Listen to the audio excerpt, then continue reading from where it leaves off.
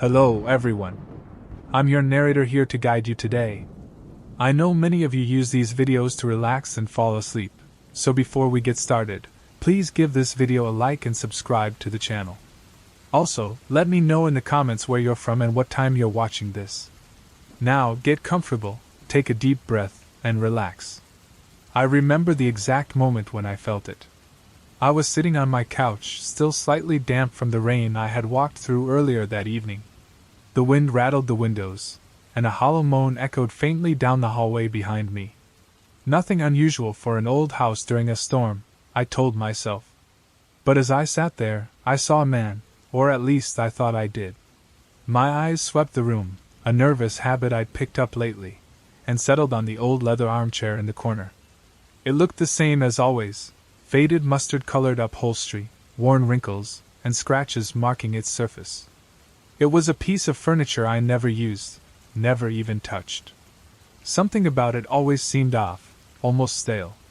It had come with the house, part of an inheritance from a distant uncle I barely knew. I'd often thought about getting rid of it, but I never did. That night, I regretted that decision. Because I could swear the cushion was sinking under the weight of someone, or something, invisible. Yes, invisible, but unmistakably there. My heart began to pound. I blinked, hoping to erase the image. Maybe it was just the storm playing tricks with the shadows, the dim flicker of the lamp behind me, or the lightning reflecting off the polished floor. But no. The leather cushion, usually stiff, was sagging, pressing down as if bearing the weight of a heavy body. I tried to ignore it, turning my attention back to the TV and pretending to focus on some late-night rerun. But the sensation of being watched wouldn't leave me. It was as if a pair of eyes, unseen yet piercing, were locked onto me. The hairs on the back of my neck stood like pins. I shifted uneasily on the sofa, the cheap fabric grazing against my arms, trying to steady my breathing. There was a faint smell in the air, like old leather mixed with damp earth. I could hear the faint creak of the chair's springs. I reminded myself this house was old, full of quirks and odd noises. But this was different. My palms were sweating, and my toes curled against the rough fibers of the carpet. I tried to shake it off, but then the sound became clearer, a soft creak, as if whoever, or whatever, was there was adjusting its posture. Slowly I stood up. One cautious step forward. I didn't want to move closer, but a stubborn part of me needed to confirm what I was seeing. The wooden floor groaned beneath my weight, and I wondered if the unseen guest could hear it, too. As I reached the edge of the coffee table, I squinted at the armchair. The cushion was definitely depressed.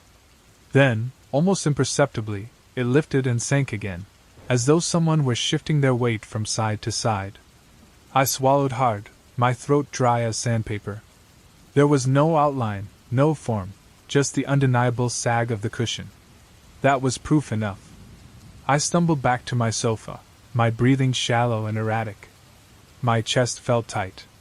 Outside, the rain intensified, hammering against the windows. The roar of the storm enveloped the house. I tried to rationalize it. Maybe the foam inside the cushion was defective. Maybe the humidity had warped the chair's frame. But none of that explained the rhythmic motion, the slow, deliberate rocking. My heart wouldn't slow down. I didn't sleep that night. Instead, I sat frozen on the couch, staring at the armchair, occasionally glancing down the hallway and at the front door, double-locked and bolted. And then, back to the couch. The interior lights flickered once or twice. Probably the storm playing tricks on the old wiring.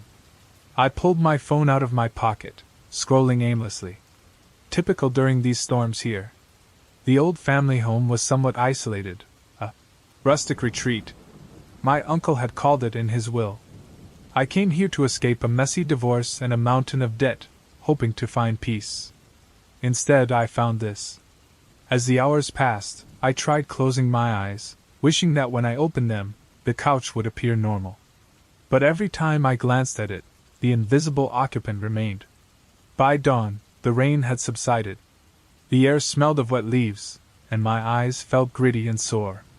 I stood, stretching my stiff back, and decided I'd get rid of that damn thing. I wouldn't even donate it.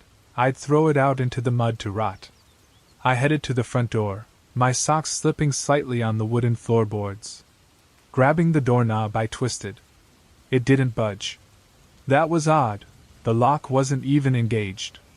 I pulled harder, even leaned my shoulder into it. Nothing. I tried the kitchen door. Also stuck. The windows were shut as always, but now even the hinges refused to give. This place was old, yes, but I'd never had trouble opening doors before. Frustration mixed with fear churned in my stomach.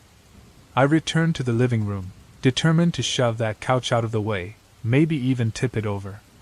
But as I approached, I heard a voice. A deep, hollow creak emanated from the structure, like old bones protesting. Then I saw the backrest. The aged leather folds moved as if someone were leaning back, getting comfortable.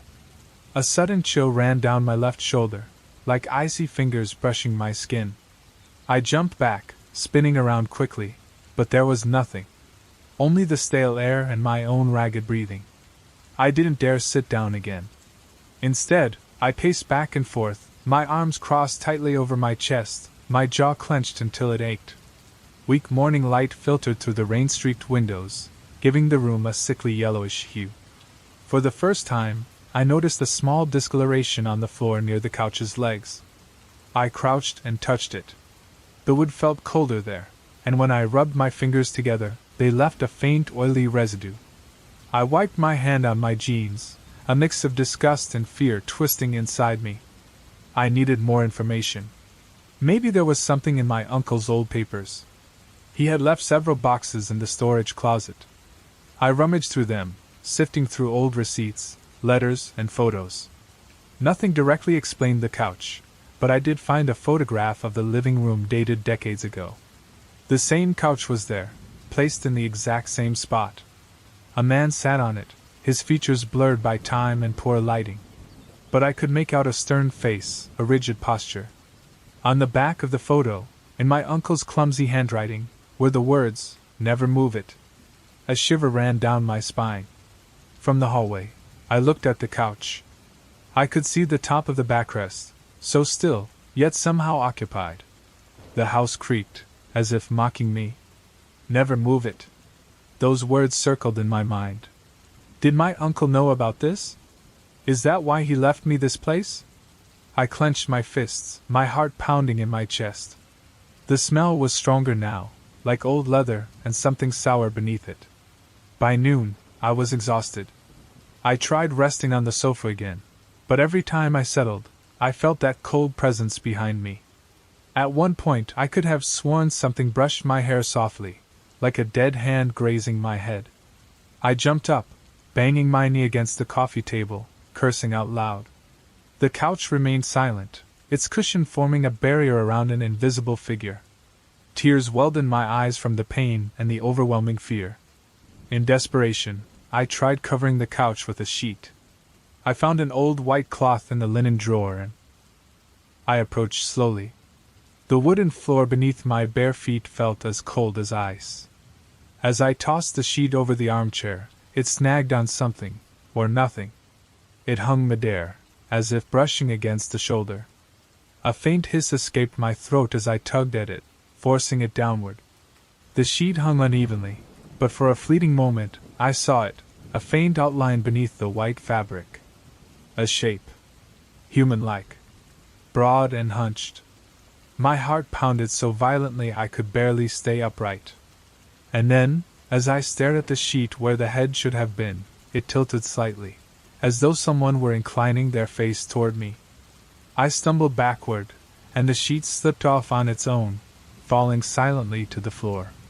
Panic overtook me. I retreated to the front door, grabbing the handle with all my strength. I screamed, pounded, kicked at the wood. I tried every window, but none would budge. My phone was still useless. The light flickered once more, the bulb vibrating with a strange, tense energy, as if it were holding its breath. Afternoon melted into twilight, and the shadows stretched long across the room. I found myself whispering to the armchair, pleading, "What do you want?" My voice wavered, unrecognizable, trembling in my own ears. I paced circles around the room. The only light came from a single lamp in the corner, its dim glow catching on the cracked leather of the armchair, emphasizing its deep grooves and marks. Had they always been so pronounced? For a moment, a wild thought struck me: burn it. I dashed to the kitchen, grabbing a box of matches. My hands shook so badly I dropped several on the floor. Returning to the armchair, I stood before it and struck a match. The tiny flame wavered, casting flickering shadows. The presence remained motionless. I inched the flame closer, but a sudden rush of cold air extinguished it. I tried again, with the same result. It was as though something inside the chair exhaled softly, calmly, asserting its dominance. Dizziness overwhelmed me. I staggered to the bathroom, vomiting into the sink. Splashing cold water on my face, I looked into the mirror. My reflection stared back, wild-eyed, forehead slick with sweat, my beard more unkempt than usual. As I gazed at the glass, I could swear I saw something behind me, a blurred silhouette in the doorway. I spun around instantly, but nothing was there. Still, in the mirror, just a split second before I turned, there had been the faint shape of a head and shoulders, hovering near the threshold. My chest heaved as I stumbled back into the hallway. The house felt different now, as if the walls were closing in around me. Returning to the living room, I noticed something new. The armchair had shifted ever so slightly. No longer facing the TV, it was now angled directly toward me. The floor groaned under my weight, and that sour, rancid smell returned, filling the air. An image flashed in my mind, the photograph of that severe-faced man. He was still here. Trapped somehow. Night descended abruptly, smothering the house in oppressive darkness.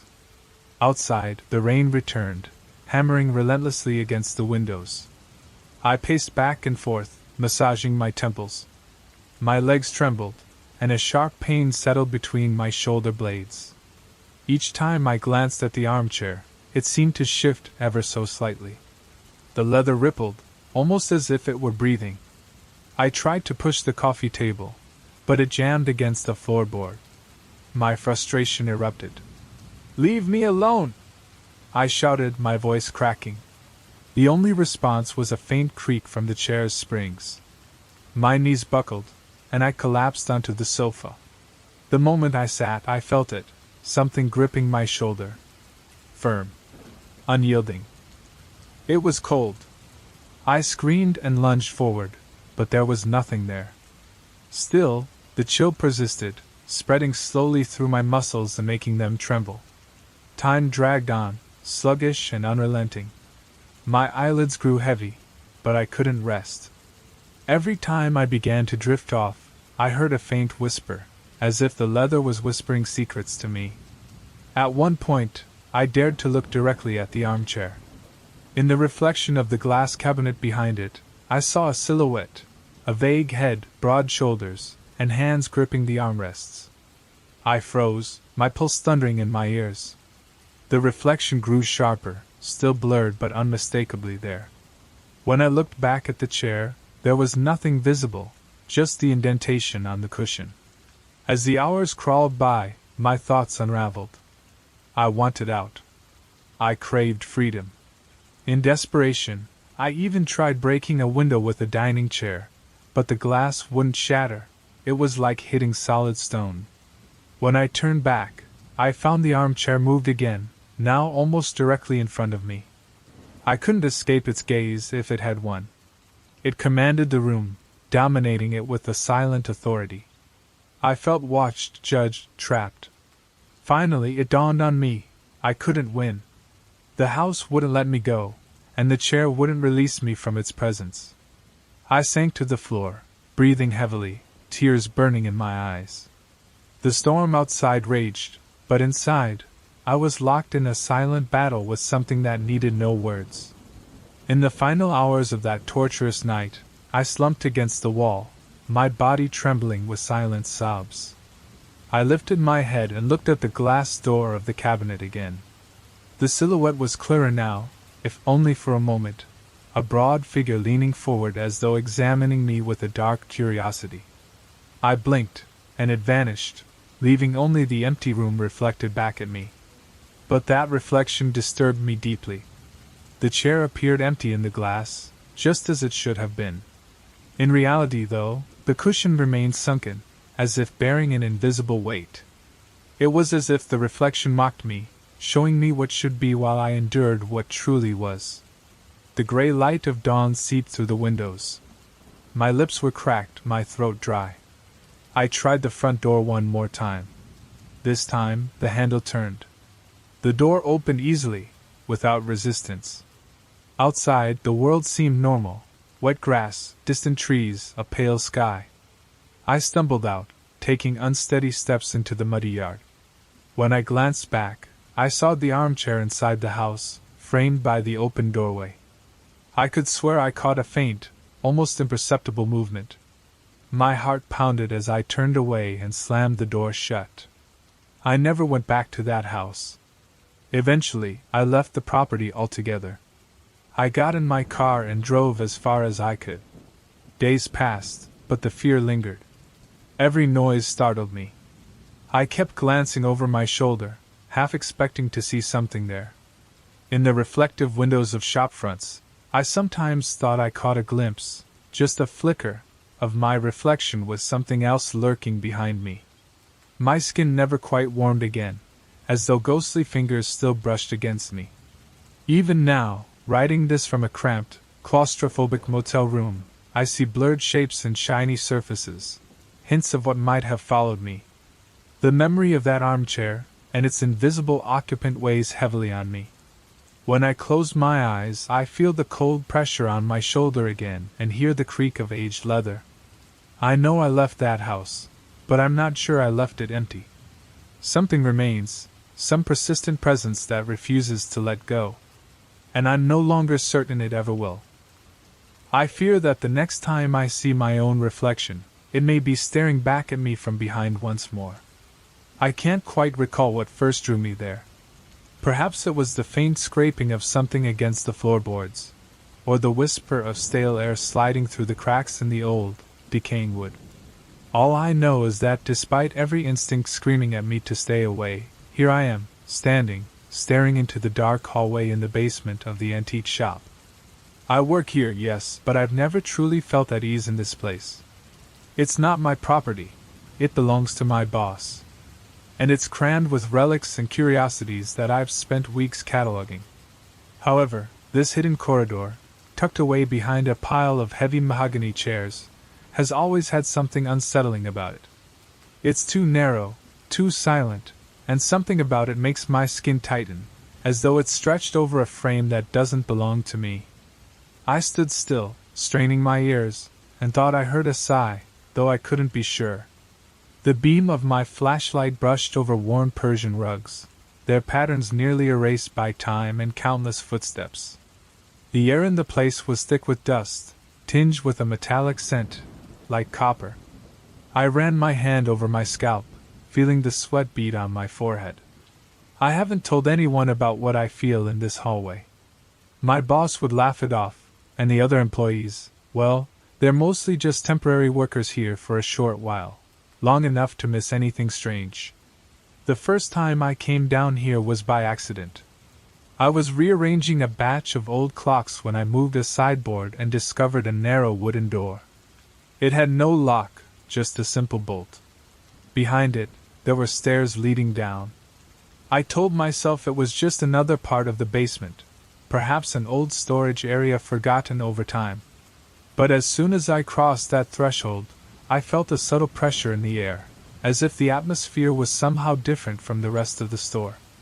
I remember pointing my flashlight around, and what I saw left me speechless. Shelves stacked with ancient grimoires, thick, leather-bound volumes with cracked spines and strange symbols etched into them. There were stone sculptures placed intermittently along the walls, their faces. I'll never forget those faces. They were frozen in expressions of pure terror. Mouths open, eyes wide in horror, cheeks sunken. The stone seemed damp, as though it had cried at some point. I rushed past them, feeling a chill ripple through my body. I swore I heard soft voices murmuring in a language I didn't understand, sharp consonants and elongated vowels blending into an unsettling background hum. That day, I retreated quickly, my heart pounding so loudly I thought my ribs might crack from the pressure. I tried to forget it in the days that followed, sticking to my usual tasks, labeling tea sets, cleaning porcelains, organizing silverware. But at night, while lying in my small rented room above the shop, my mind kept drifting back to that corridor, those grimoires, those sculptures. Something down there wanted me to return. The next morning, I found myself staring at the closed door to the basement, my pulse hammering in my ears. I told myself it would just be a quick look, nothing more. I carried a small camera in my pocket, hoping to take photos, perhaps find a maker's mark on the sculptures or a date on the grimoires that would explain everything. When I entered the corridor for the second time, it seemed longer. I don't know if it was just my mind playing tricks on me, but I swear I had to take more steps to reach the first sculpture. The beam of my flashlight revealed the same Persian rugs, but this time they seemed slightly disturbed, their fringes pointing in directions different from how I remembered. I tried to open one of the grimoires, but the clasp was rusted shut. It was difficult to loosen it, but when I finally managed to open it, the pages were filled with symbols similar to the ones I had seen in an old diary I had discovered months earlier, hidden in an ancient desk. I hadn't understood the diary at the time. It was filled with runes that I couldn't decipher. But now, seeing the same patterns in these books, my stomach tightened. Were these books manuals for rituals, portals to somewhere? The air in the hallway seemed to grow colder with each step. My breath left in small clouds that floated in front of me, slowly dissipating.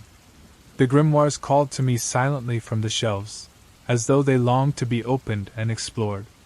As I passed the first sculpture, I noticed something strange. Its position had changed. The last time I had seen it, it was facing the opposite wall. Now, its face was pointed directly at me. Its stone eyes, empty and bulging, were locked on mine. My throat tightened, and I felt a knot of fear grow in my stomach. The hallway seemed to stretch on endlessly, as if it were extending further the more I walked. At the end, I saw something new, a tall, oval mirror leaning against the wall. Its wrought iron frame twisted into shapes that resembled letters, although I didn't recognize any particular language. I moved forward cautiously, the beam of my lantern trembling against the walls. When I got close enough to see my reflection, the fear hit me like a punch to the chest. My reflection was there, but something was wrong. It wasn't moving in sync with me. There was a barely perceptible delay, just enough to make me feel like I was looking at someone else. Slowly, I raised my hand, and my reflection did the same. But a second later, my breath became shallow, and my chest tightened.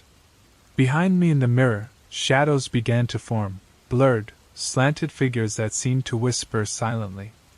I staggered back, tripping on the edge of a rug, almost falling to the ground.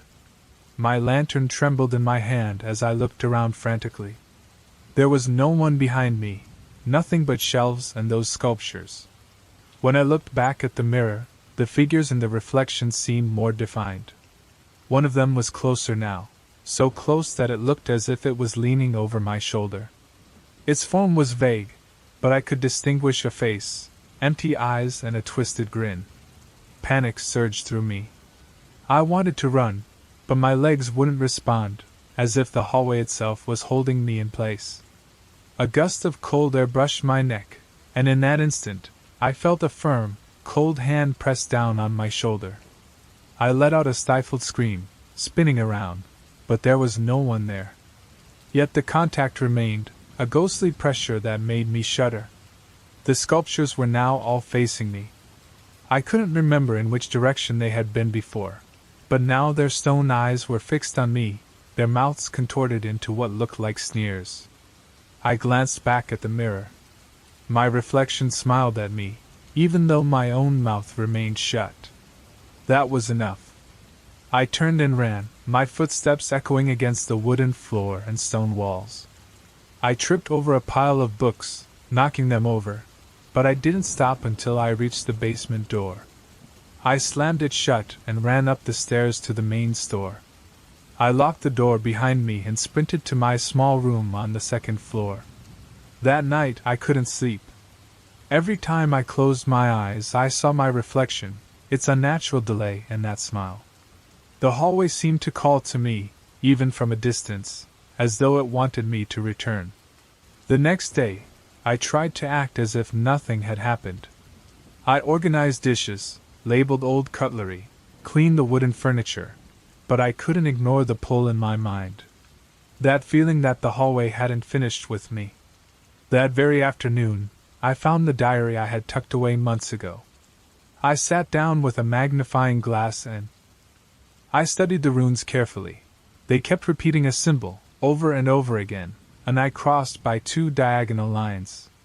That very symbol was etched into the spines of some grimoires in the hallway. That night, as I was preparing to sleep, I heard a faint whisper coming from downstairs. My heart was pounding in my chest as I made my way down the stairs. The basement door was closed, but the whisper continued, as if it were coming directly through the wood. I approached, my hand trembling as it rested on the doorknob, slowly turning it. The hallway looked the same as before, but there was something different in the air. The pressure felt heavier, as if the atmosphere itself was closing in on me. At the end of the hallway, the mirror awaited. It stood at the end of the corridor, surrounded by that same oppressive atmosphere. The blanket I had left on it the last time was gone, and its surface glowed faintly under the trembling light of my lantern. I moved forward slowly, each floorboard creaking underfoot, an echo of my own anxious thoughts. The sculptures, which had seemed so still before, now appeared to watch me more intently, open mouths, wide, unblinking eyes. A feeling of mockery seemed to emanate from them. When I was just a few steps from the mirror, I stopped. My reflection was there, waiting for me. But, as last time, something didn't fit. My face looked more gaunt, the shadows around my eyes deeper, as if I hadn't slept in days. My mouth seemed slightly twisted, pulled to one side, though I felt no different. I took a deep breath and raised my hand, hoping my reflection would mirror it. It did, but with the same delay, as if it were uncertain of my movements. Behind me, in the reflection, I saw the sculptures begin to move. It wasn't an open or rapid movement, more like an almost imperceptible shift, one head turning, an arm seeming to extend forward. My legs wanted to move, to run, but I was frozen in place. My breath came in ragged gasps, and the air around me felt colder by the second. Then, suddenly, a figure appeared in the mirror. At first, it was a shadow, but it slowly took shape. A tall figure with broad shoulders and a head covered by a hat. It had no face, only 2 deep, empty voids where its eyes should have been. "It can't be," I whispered. I stood there, hammer in hand, ready to strike, but there was nothing. Only the empty hallway and those cursed sculptures, now perfectly aligned, staring at me with twisted expressions of mockery and reproach. When I looked back at the mirror, my reflection had changed again. Now, not only was it smiling, but that smile had grotesquely stretched, revealing teeth that were unnervingly white and sharp. And behind it, the figure with the hat kept advancing, inching closer to the mirror's surface. I didn't scream. I stepped back, and my reflection reached out its hand toward me. I saw its fingers stretch, as if they were trying to break through the glass to grab me. I acted on instinct. I lunged forward, hammer raised, and struck the mirror with all my might. The sound was deafening. The glass didn't break, though. Instead, the surface seemed to ripple, like water. My reflection distorted, its smile stretching wider, while the figure behind it merged with my image, becoming one with me. I dropped the hammer, my body shaking. The soft, mocking laughter filled the hallway. It didn't come from the mirror, it came from the walls, from the sculptures, from everywhere. I ran, stumbling as I climbed the stairs. I slammed the basement door shut, locking it as I trembled so violently that I struggled to breathe. That night, every shadow in my room seemed to move. Every reflection in the small panes of glass around the house seemed to hold something more. When I finally managed to sleep, my dreams were disturbing. In them, I was trapped inside the mirror, watching my life from the other side. My reflection moved freely in my place, smiling, enjoying my world. The next morning, I cautiously descended to the basement, armed with a lantern, ready for whatever awaited me. It was raining, but when I opened the door, the hallway had vanished. The space was now a normal basement, but it was filled with boxes and old furniture. The mirror was gone, as were the sculptures. I wanted to feel relief, but all I felt was a deep emptiness. Something was still wrong. That night, as I was closing the shop, I saw something in the glass of the main display window. My reflection was there, as it should have been, but its smile was too wide, and its eyes were hollow. I remember the first night I spent in that old house. My breath sounded too loud in the silence. Even now, I wake up in the dim light of the attic, feeling dryness in my mouth, and the fine hairs on my forearms stand on end, as though charged with static electricity. I hold a small lantern between my teeth, with my arms buried up to my elbows in a dusty box filled with newspapers and bent nails. The air tastes of old wood, and the floor creaks beneath me. I've only just moved in, just a few days ago, after leaving the noisy apartment near the highway. But something in this new house already presses on my head, telling me I should never have come. When I first saw the house, the real estate agent dismissed my questions. Yes, it was old. Yes, the previous owner had disappeared or passed away, but she wasn't clear on the details. The price was good, and I needed a place to settle again. I should have trusted my instincts when I first saw that peeling wallpaper on the stairs, the crooked chandelier in the living room. The place felt hollow, like an empty shell. Now, here I am, in the attic, trying to ignore a worn lump of fabric covering something in the corner. My eyes keep drifting back to it. Earlier that day, I noticed a large object hidden there, a tall, human-sized shape covered with a grayish sheet. At first, I thought it might be a painting or a vanity mirror. I didn't touch it then. I was too busy setting up my bed on the ground floor and unpacking just enough clothes to survive the night. However, something woke me up, a soft creak directly above my bedroom ceiling. I climbed the narrow attic stairs, my heart pounding, determined to find a logical explanation, perhaps a loose window frame or a settling beam. But when I opened the attic door, the air felt heavier, as if I had entered a room that itself was breathing. The beam of my lantern danced across wooden beams and old furniture, and that's when I heard it again, a soft, prolonged creak. It was so quiet it could have been the floor expanding, but it felt more like a whisper calling me. I swallowed hard. The figure covered by the sheet was now in the corner, half hidden behind a stack of chairs. It was impossible to ignore. My legs felt stiff, my palms were sweating.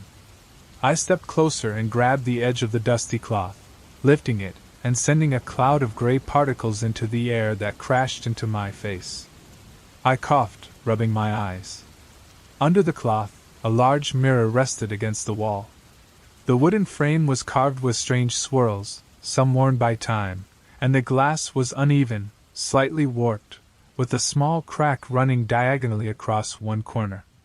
I aimed the lantern at myself, staring into my reflection. My own face looked pale and thin, my eyes surrounded by shadows of exhaustion. But behind me, in the reflection, there was something else. Behind my reflection, there was something more, an indistinct shape at first, like a stain or dirt on the glass. I leaned closer, thinking at first it was just a flaw in the glass. But no, it was a figure standing behind me in the reflection. It was barely discernible, wearing what seemed like a low hat pulled over its forehead. Its eyes were dark, hollow. I turned sharply, the lantern trembling in my hand, but there was nothing, just the old chairs and a trunk in the shadows. I looked back at the mirror, and the figure was still there, as if it were standing right over my shoulder. My throat tightened, and a tremor ran through my left hand. I swung the lantern from side to side, trying to convince myself it was just a trick of the light, but the figure in the mirror didn't change. It didn't move. It felt like it was smiling, or at least it wanted to. I grabbed the sheet again and threw it over the mirror, stumbling toward the attic door. The floorboards creaked underfoot with every step. Back in my room on the ground floor, I lay on the mattress with the lamp on, my eyes fixed on the ceiling. I waited for dawn. Every time I closed my eyes, I saw that figure behind me.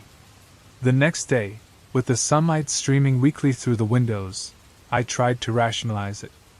The attic is dark, the mirror is old, and my tired mind might have been playing tricks on me around midday, forcing me to confront my fear once again. I climbed up to the attic. The air felt thick, as though the room had been waiting for me. I cautiously removed the sheet, bracing myself for the worst. The mirror returned my gaze, but this time there were no figures, just my tired face, slightly leaning forward, with beads of sweat on my forehead. I stared at my reflection intently, sensing something was off. My beard looked strange, messy, with some strands twisted in the wrong directions. I ran my hand across my chin. It felt normal to the touch, but in the mirror, it looked contorted, deformed. I leaned in closer, my nose nearly touching the glass. There, across the corner of the mirror, a crack ran through my reflection like a scar. And then I saw it again, the figure. This time it was closer, a barely visible shape behind my shoulder. I swallowed hard, my throat dry, and took a step back, my heart pounding in my chest. I threw the sheet back over the mirror and forced myself to descend the stairs, trying to shake off the unease. I decided I had to get rid of it, but I had no idea how. It was large and heavy, and who would even take it? And if I tried to remove it, would I release whatever was inside? I spent the rest of the day immersed in mundane tasks, trying to ignore the persistent hum of anxiety in my mind. When night fell, I forced myself to go to bed early, leaving the bedside lamp on. But around midnight I heard it, a faint creaking sound coming from the attic, like a whisper. My heart raced. I tossed and turned, the collar of my shirt sticking to my sweat-drenched neck. Then came another sound, a muffled laugh, distant yet clear, like someone was laughing behind a thick wall. I sat up abruptly, breathing heavily. The air felt stale.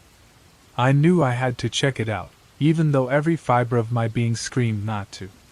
I climbed the stairs, my steps clumsy, holding a hammer in my hand, feeling ridiculous but desperate for something to defend myself with. The attic door creaked open without a sound. The sheet over the mirror seemed to move slightly, as if something beneath it was breathing. I approached cautiously, grabbed the fabric, and yanked it off. My reflection stared back at me. My face was pale, thinner, with sunken dark eyes. My beard appeared to grow in unnatural angles, as though something had stitched it together. But then I saw it. My reflection was smiling. Just a little, but enough to send a chill down my spine. My lips remained sealed, but my reflection sneered at me, its smile crooked and mocking. And behind me, the figure emerged more clearly, hat, hollow eyes, the dense shadow leaning toward me, as if it wanted to grab me by the shoulders. My knees buckled, and I dropped the sheet, running down the stairs, almost tripping over every step, until I reached the bottom, breathless and trembling. I couldn't destroy the mirror. I couldn't even look at it without feeling like I was losing a part of myself. That night I didn't sleep. I sat in the kitchen, clutching a cup of coffee, staring at the attic door, as if it might open on its own at any moment. The silence in the house was overwhelming, but behind it, I could sense something listening. When morning came, I forced myself to go back up to the attic. I had a plan. I grabbed a thick blanket from the closet and brought it with me, determined to wrap the mirror up and drag it out of the house. The attic was unusually calm. The rays of sunlight filtering through the dusty windows illuminated the space, making it feel less oppressive, but no less dangerous. As I approached the mirror, something felt strange. The iron frame seemed to have shifted slightly, as if the twisted shapes now resembled letters more than simple swirls. I took a deep breath and carefully pulled off the sheet. My reflection stared back at me. There was no figure behind me this time, but something was still wrong. My face looked worn, my eyes surrounded by darker shadows than I remembered, as though I hadn't slept in days. The skin around my jawline seemed taut, and the strands of my beard twisted in impossible angles. Despite everything, I forced myself to move. I draped the blanket over the mirror and I wrapped it up as best as I could. Each time my fingers brushed against the frame, I felt an icy coldness that seemed to seep directly into my bones. I started dragging it toward the attic stairs, struggling to breathe under the weight of the object. With each step I took, the floor creaked louder, almost as if protesting against what I was doing. When I reached the last step, I heard a sound that froze my blood, a scratching noise, like nails scraping across glass, coming from inside the mirror. My stomach churned, but I pushed forward, dragging it through the hallway to the garage door. There, I left it leaning against the wall, covered with the blanket. My hands trembled, but I felt a small victory, at least for having gotten it out of the attic. I spent the rest of the day trying to convince myself that I was safe, that the mirror could no longer reach me. But when night fell, everything changed. I woke up abruptly to a soft laugh, almost imperceptible, but it was there, echoing in my room like a distant whisper. My heart pounded in my chest as I carefully opened the bedroom door. The house was dark, lit only by the faint glow of a street lamp outside. The mirror was still in the hallway in front of the garage, but something had changed. The shape beneath the blanket seemed taller now, leaning forward, as if it were listening. A shiver ran down my spine as I approached slowly, placing my hand on the blanket. I felt something cold pushing outward, as if the glass itself was bulging. With trembling hands, I lifted a corner of the blanket just enough to take a peek inside. My reflection was there, but it was distorted. My left eye was too low, my mouth twisted to the side. And behind my reflection, I saw it again, the silhouette, the edge of a hat, a flash of white teeth and a smile that shouldn't be there. I dropped the blanket and stepped back, gasping for breath. My vision blurred with panic as I ran back to my room, slamming the door shut behind me. That night, there was no silence. I could hear the floorboards creaking, as if something heavy was moving slowly through the house. Every few minutes, a faint scratching echoed through the walls, like nails dragging across glass. That night seemed endless. Every sound, the creaking floor, the whispering wind, the scratching of nails against glass, felt amplified, as though the house itself was conspiring against me. I sat on the floor of my room, my back pressed against the wall, eyes fixed on the door. My body trembled, unable to tell whether the cold came from outside or from within me. When dawn finally broke, I made a decision. The mirror had to disappear.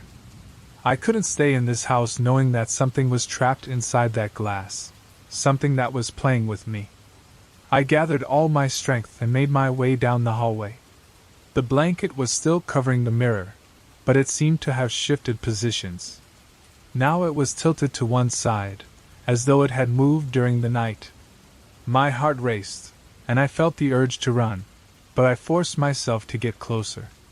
I grabbed the edges of the blanket and wrapped the mirror more securely, tying the corners so it couldn't escape. Dragging it to the garage was exhausting, each step echoing through the house. I swore I could hear a soft whisper, as if the mirror was mocking me. When I reached the garage, I opened the door and propped it against the wall next to the car. I decided to take it to the nearest dumpster, away from me, away from this house.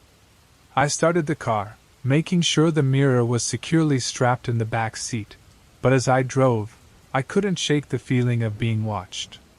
The mirror was still covered, yet something about its shape made me feel like it was observing me. Every time I glanced ahead, I felt a tingling at the back of my neck, as if something was trying to break through the fabric that covered it. When I arrived at the dumpster, the place was deserted. The air was cold and heavy, the silence broken only by the crunch of gravel beneath my feet. I struggled to unload the mirror, leaving it on the ground still wrapped up.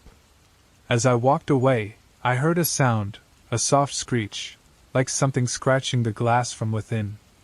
I froze, my heart lodged in my throat. I looked back and saw the blanket begin to slide, as if an invisible breeze was pulling it away. I didn't wait to see more. I ran to the car, slammed my foot on the gas pedal, and sped away. I didn't look back until I reached home that night. For the first time in days I slept, although my sleep was restless. At least there were no whispers, no laughter, no creaking sounds. When I woke up, I felt relieved, knowing that the mirror was no longer in my life. But the calm didn't last long. A few days passed, and even though I tried to get back to normal, something still felt wrong. The shadows in my room seemed longer than usual, and my reflections in the small mirrors around the house appeared strange. One morning, while I was shaving, I noticed something unsettling. My reflection didn't exactly match my movements.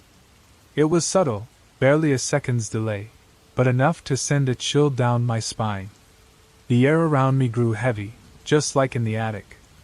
The bathroom mirror reflected something behind me, a shadow, a barely noticeable figure.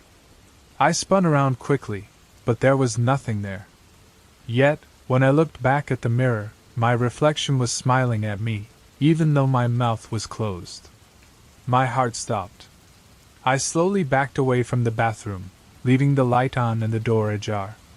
That night, as I tried to convince myself that it was all in my mind, I heard something that froze me to my bones, the familiar sound of nails scraping against glass, coming from the hallway.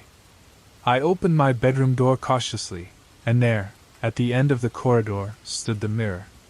Somehow, it had returned. It wasn't covered. Its surface gleamed under the dim light of the ceiling lamp. My reflection stared back at me from inside, but there was something more in that look, something that told me this time I wasn't alone. I don't know how it got there or how to stop it. All I know is that mirror isn't going to let me go. After that night, my life started to unravel. I slept little, and when I did manage to sleep, I woke up startled by dreams I couldn't fully remember, but which left a weight on my chest that wouldn't go away. The shadows in the corners of my apartment seemed longer, and every reflection in any surface triggered panic. I tried to ignore it, to push through my routine, but the clock, though physically absent, was still with me. I could feel it, I knew it. Some days, while working at my desk, I swore I could hear the faint hum I had associated with the clock. It was almost imperceptible, a sound that seemed to float in the air, always on the edge of my perception. More than once, I turned abruptly, thinking I heard footsteps outside my door, but there was never anyone there. Then came the reflections. One morning, as I was shaving in front of the bathroom mirror, something caught my eye. My reflection didn't exactly match my movements. It was a subtle delay, almost unnoticeable, but enough to make me step back. "It's just my imagination," I told myself aloud. But even as I spoke, my reflection seemed to stare directly into my eyes, even though my gaze had fallen to the sink. I rushed out of the bathroom, leaving the lights on. I didn't return for hours. That night, while I was trying to work on my computer, I felt a pressure behind me, as if someone was standing in the room. I quickly glanced toward the window and saw my reflection in the glass. It was my image, but I wasn't alone. A dark, elongated figure stood right behind me, tilting its head, watching me. I turned around instantly, but, as always, there was no one there. The clock had disappeared, but its influence was stronger than ever. The nights grew longer. I felt like time was slipping through my fingers, minutes that seemed like hours, hours that evaporated like seconds. My perception was completely distorted. A week later, I decided I had to face it. Something inside me knew that running away wasn't an option. If the clock had claimed me, I needed to understand why. I returned to my grandfather's house. The place was as dark and oppressive as when I had left. Every creak of the floorboards seemed amplified, and the air had a stale taste to it, as if it hadn't been moved in centuries. I climbed the stairs to the study, my steps heavy. Each step seemed to resist me, as if the house itself were trying to discourage me. I slowly opened the door. The watch was there, resting on the desk as if it had never left the house. This time, I didn't hesitate. I picked it up with trembling hands and opened it. The small mirror inside reflected something new, a dark, vacant landscape, a place where time seemed to have stopped. In the distance, on the horizon, a tall, slender figure stood out, slowly advancing toward me. The room grew colder, and the buzzing began again, filling the air like a vibration that made my bones tremble. "What do you want?" I screamed, my voice echoing off the walls. The figure in the reflection stopped. For the first time, I felt it was staring directly at me, even though it had no eyes. A wave of utter emptiness flooded over me, as if my entire existence had become meaningless in the presence of this being. "The time is not yours," said a voice in my mind. It wasn't a whisper, it was a torrent, an avalanche of words and sensations that brought me to my knees. Somehow, I understood what it wanted.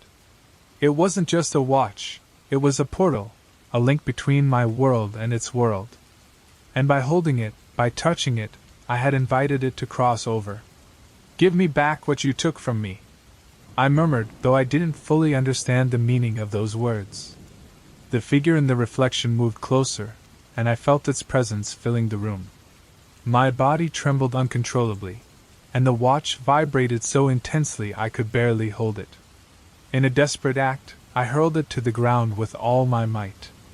This time, the watch broke.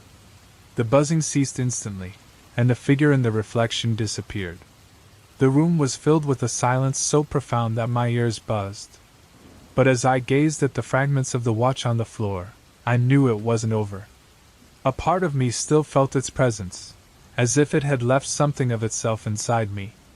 I picked up the broken pieces, unable to leave them behind. I knew that even though the watch was shattered, its power remained. Time is not something that can be broken or returned, and whatever had crossed that threshold would never fully leave. My grandfather's house had always had an eerie quality. It was a vast place with dark wooden walls that seemed to absorb the light. As a child, I was terrified to walk through its hallways alone. Every creak of the floor, every shadow seemed alive. But when I inherited the house after his death, I thought those childish fears wouldn't affect me. The first night I spent there, I decided to explore. Among the many things my grandfather had left behind, I found an object that caught my attention. A vintage pocket watch. It was stored in a drawer in his study, alongside yellowed papers and a rusted key. The watch was beautiful, heavy, with intricate geometric patterns engraved on its surface. When I opened it, I saw that it had stopped at 3 o'clock. I tried to adjust the hands, but they wouldn't move. They were stiff, as if they were trapped in time. I didn't think much of it then. I assumed it was just a family heirloom, something that had stopped working long ago. But as the night wore on, I began to notice strange things. The air in the house felt thick, almost suffocating, and the watch seemed colder than it should have been, as if it was absorbing the warmth from my hands. A faint whisper echoed down the hallway as I made my way to the bedroom. I told myself it was just the old pipes or the wind, repeating it over and over in my head. But when I reached my room, I felt a presence. It was as if something was watching me from the dark corners. I turned on all the lights, but it didn't help. The pocket watch remained in my hand, its weight now more noticeable. I sat on the bed, trying to calm myself. I opened the watch again, searching for something that might explain the unease creeping over me. Its interior was strange. The The back seemed like a miniature mirror, reflecting my face in a distorted way. Something about that image made me quickly look away. As I tried to close the watch, I heard a barely perceptible whisper. I couldn't understand the words, but the sound was harsh, as though it came from something ancient and forgotten. I left the watch on the nightstand and tried to sleep, but I couldn't. Every time I closed my eyes, I felt something moving in the room. The next morning, I decided to investigate further.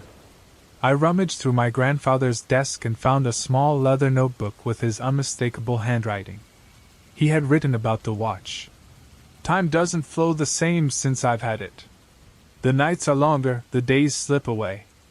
I don't think the watch is broken. I think it's trapped. My skin crawled as I read those words. There were more fragmented and chaotic notes. 3 o'clock, always 3 o'clock. It's a door, not a watch. Avoid mirrors, they reflect something we are not. Suddenly, I felt the air in the study grow colder. I slammed the notebook shut and looked at the pocket watch, which now seemed to glow, reflecting light that wasn't there.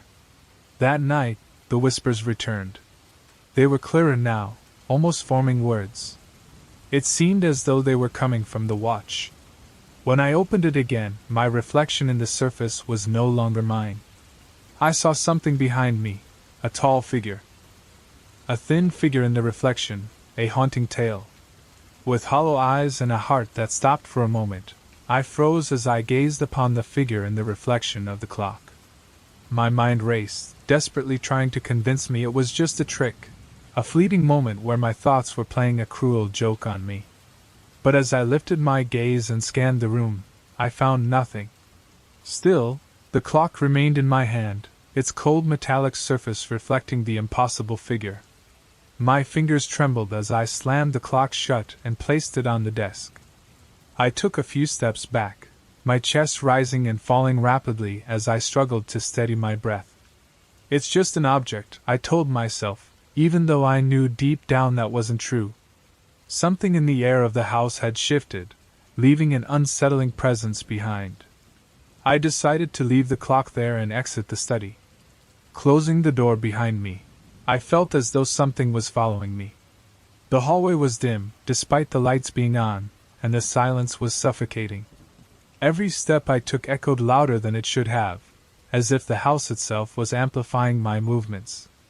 When I reached the living room, I noticed the wall clock had stopped. It was also stuck at 3 o'clock.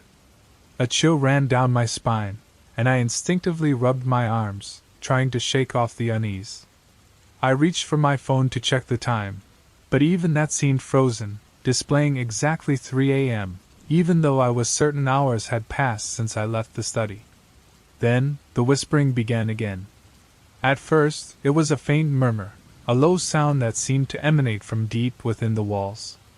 I moved to the center of the room, trying to locate the source, but the sound seemed to be everywhere, and nowhere at all. "Who's there?" I called out weakly, my voice barely carrying through the heavy stillness of the house. The whispering stopped abruptly. For a moment, the silence was absolute. Then I heard a low, slow creak from behind me. I spun around, and there it was, the reflection in the glass door of an old wardrobe. There, standing tall and thin, was the figure. Its head tilted, as if watching me. But when I turned to face the door directly, nothing was there. My legs almost gave out beneath me. A weight pressed down on my chest, each breath feeling like an immense struggle. I glanced back at the wardrobe, this time through the reflection. The figure was still there, but now it was closer. Its shape was blurry, like it didn't belong to this world, and its eyes, dark, bottomless pits, seemed to pull me in. I stepped back, stumbling into the coffee table and nearly falling. Without thinking, I ran to the study, grabbing the clock. "Is this what you want?" I shouted, though I didn't expect a reply. The clock began to vibrate softly in my hands, as if it were alive. The air around me grew colder, and the whispers returned. This time, they were clearer, voices, but not in any language I could recognize. The words were distorted, carried by a wind I couldn't feel. Despite the overwhelming fear, I opened the clock once more. The figure was gone from the reflection, replaced by a scene, a dark, empty room I didn't recognize. The walls were covered in geometric symbols, the same ones that adorned the clock's exterior. In the center of the room, something was moving, but I couldn't make out what it was. "It's a door, not a clock," my grandfather's words echoed in my mind. In a panic, I shut the clock quickly and threw it to the floor, hoping it would break. But it didn't. It bounced once and landed untouched, as if it were indestructible. Suddenly, the lights in the house flickered, and I felt a presence behind me. This time, I didn't turn around. I knew I wasn't alone, but I also knew that turning to face whatever was behind me would be a mistake. "This isn't real," I whispered to myself, even though deep down, I knew it was. The clock began to hum, a deep buzzing sound, like an enormous wall clock. The noise filled the house, vibrating in my bones. I picked the clock up from the floor with trembling hands and headed toward the front door. But when I tried to open it, the doorknob wouldn't budge. It was as if the house itself was holding it shut. The sound in my head was growing louder, and my body felt paralyzed, unsure whether I should run or face whatever was coming toward me. The hum from the clock grew louder once again, this time in response to the footsteps I could hear approaching. I pressed the clock to my chest, feeling its vibrations grow stronger, its cold metal surface colder than ever before. "Let me out," I murmured, my voice cracking, but there was no answer, only the relentless sound of the footsteps, drawing closer and closer. I turned slowly toward the hallway, which was darker than it should have been.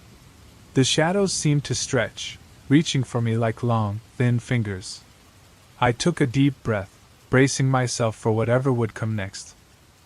I took a step forward, feeling the ground beneath my feet softer than it should have been, almost as if the house itself was beginning to form around me. "This isn't real," I repeated to myself, even though deep down, I knew it was. Suddenly, the watch in my hand snapped open by itself. Inside, the small reflective surface no longer showed my face or the figure I had seen before. Instead, there was a deep, dark, empty space, as if I was looking through a hole into a place far beyond the realm of reality. A gust of icy air burst from the watch, extinguishing the lights in the house. Darkness enveloped me, and the sound of footsteps ceased for a moment. The silence was complete. Then, a soft but clear whisper slid through the air. "Time is not yours." My heart hammered against my ribs as I struggled to breathe. I realized the watch was glowing faintly, its silver light barely illuminating my surroundings. The hallway ahead now seemed longer, as though it had grown, and the walls were covered in the same geometric patterns that adorned the watch. At the end of the hall, the figure appeared, tall, thin, with dark, empty eyes and its head tilted to one side. It wasn't walking, it was just there, as though the space around it had somehow brought it to me. "What do you want, Xania?" I shouted, my voice sounding louder than I expected. The figure didn't respond. It began moving toward me, but not by walking. It was floating, gliding along the floor, its form seeming to decompose and reconstruct itself as if it couldn't fully stay in this world. The watch's light began to flicker, and I felt a pull in my chest, as if something were trying to rip the air from my lungs. It was as if the watch and that thing were connected, and I was caught in between them. "No!" I screamed, holding up the watch, unsure of what else to do. "You can't have me!"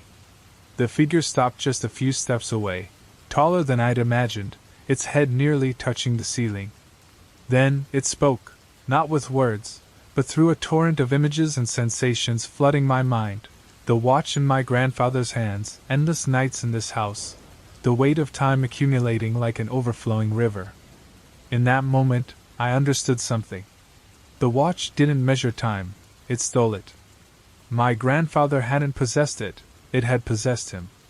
"This ends now," I whispered, though I wasn't sure how. With all my strength, I threw the watch to the floor.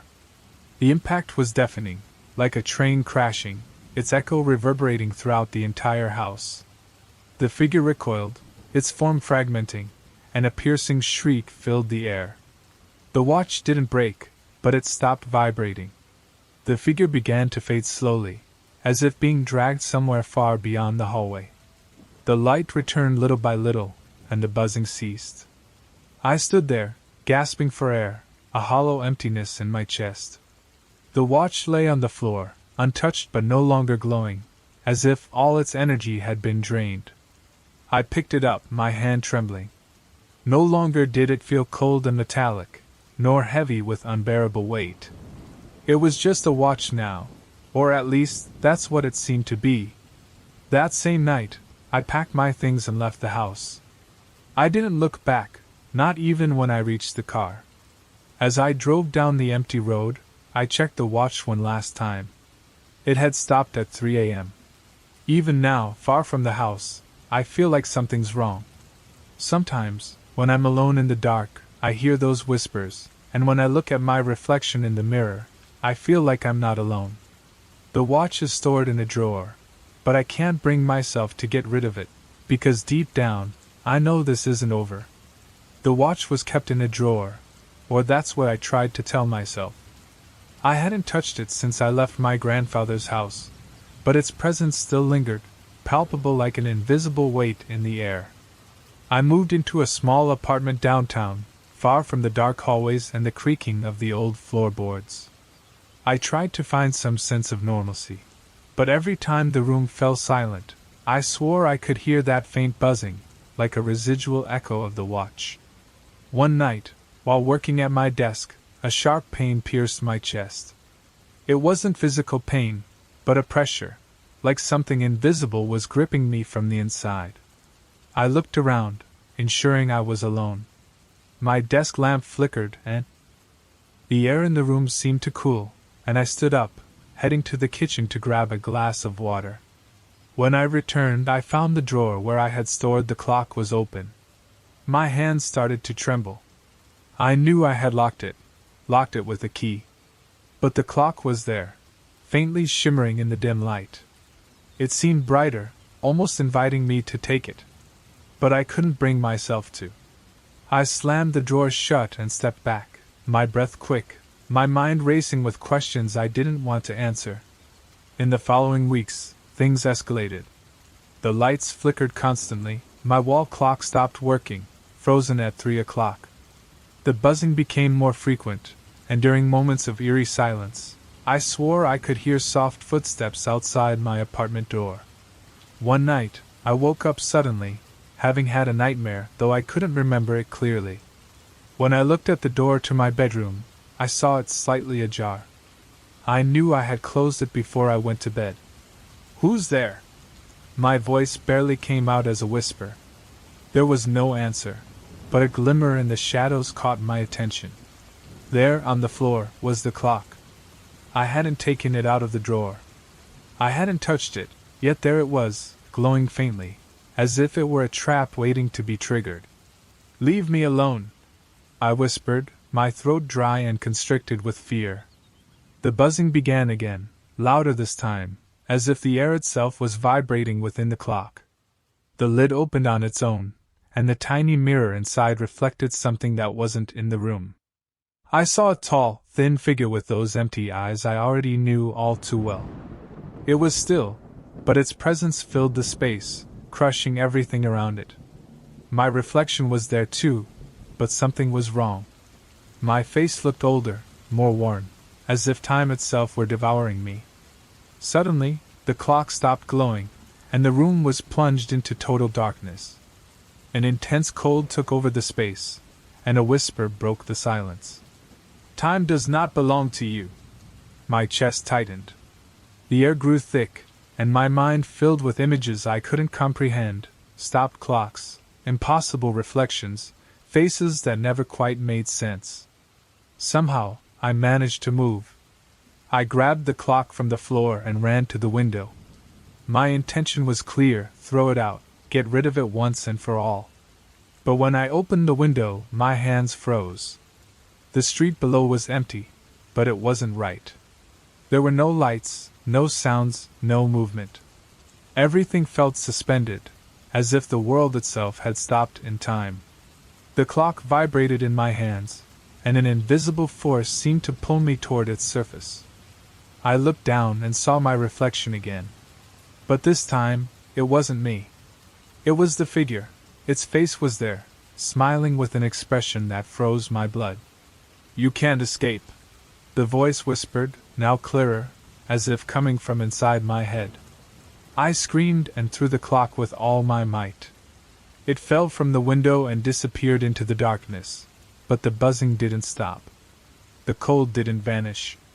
I returned to the center of the room, frantically looking around. The clock was gone, but I could still feel its presence, as if it were still connected to me. That night I didn't sleep. And when dawn came, something inside me knew. No matter how far I ran, no matter how far I went, I would never truly be alone. In every shadow, in every reflection, I feel something watching me. Because the clock is no longer just an object, it's a part of me. And it won't stop until it claims me completely. When I looked in the mirror, an indescribable cold ran down my spine. My reflection didn't just show my face. It showed a face I didn't fully recognize. Although I knew it was mine, there was something in the eyes, a depth that seemed to absorb me. A shadow moved within the lines of my expression. "What are you?" I asked, although the words felt empty, as if they weren't mine. The reflection didn't answer, but its gaze locked onto me. Suddenly, the light in the room shifted. The entire house seemed to darken, as if something was draining the energy. "Time does not belong to you," the voice said again, but this time it wasn't a whisper. It was an echo, resonating and filling the space around me. I closed my eyes, trying to block it out, but when I opened them, I was no longer in the study. I was standing in an entirely white, infinite space, with no up or down, no beginning or end. In front of me floated the mirror, but now it was larger, like a window showing something beyond my comprehension. Through the glass, I saw moments of my life, decisions made, mistakes committed, all passing in an endless flow, as if the mirror was reflecting not just my image, but my very existence. "Give us back what you've taken," said the voice, but this time it didn't sound like a threat. It was a plea. "I didn't take anything," I responded, my voice weak in the emptiness. "You took it when you broke the door. You took it when you crossed the threshold. Time now belongs to you, but you are not worthy of it." The words hit something deep within me. I looked closer at the mirror and watched as the moments of my life began to disintegrate. Familiar scenes shattered, distorted, as if they were being erased. "What do you want me to do?" I asked.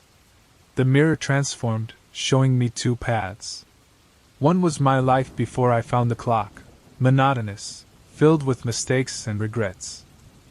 Regrets, but without the weight of shadows. In the other, I saw an unknown emptiness, a place where time didn't exist, where I too wouldn't exist as I did now. "If you return, you'll forget everything. If you cross, you'll be ours forever." "Ours?" I asked, but there was no answer. The emptiness around me began to collapse, the mirror flickered, and the cold became more intense.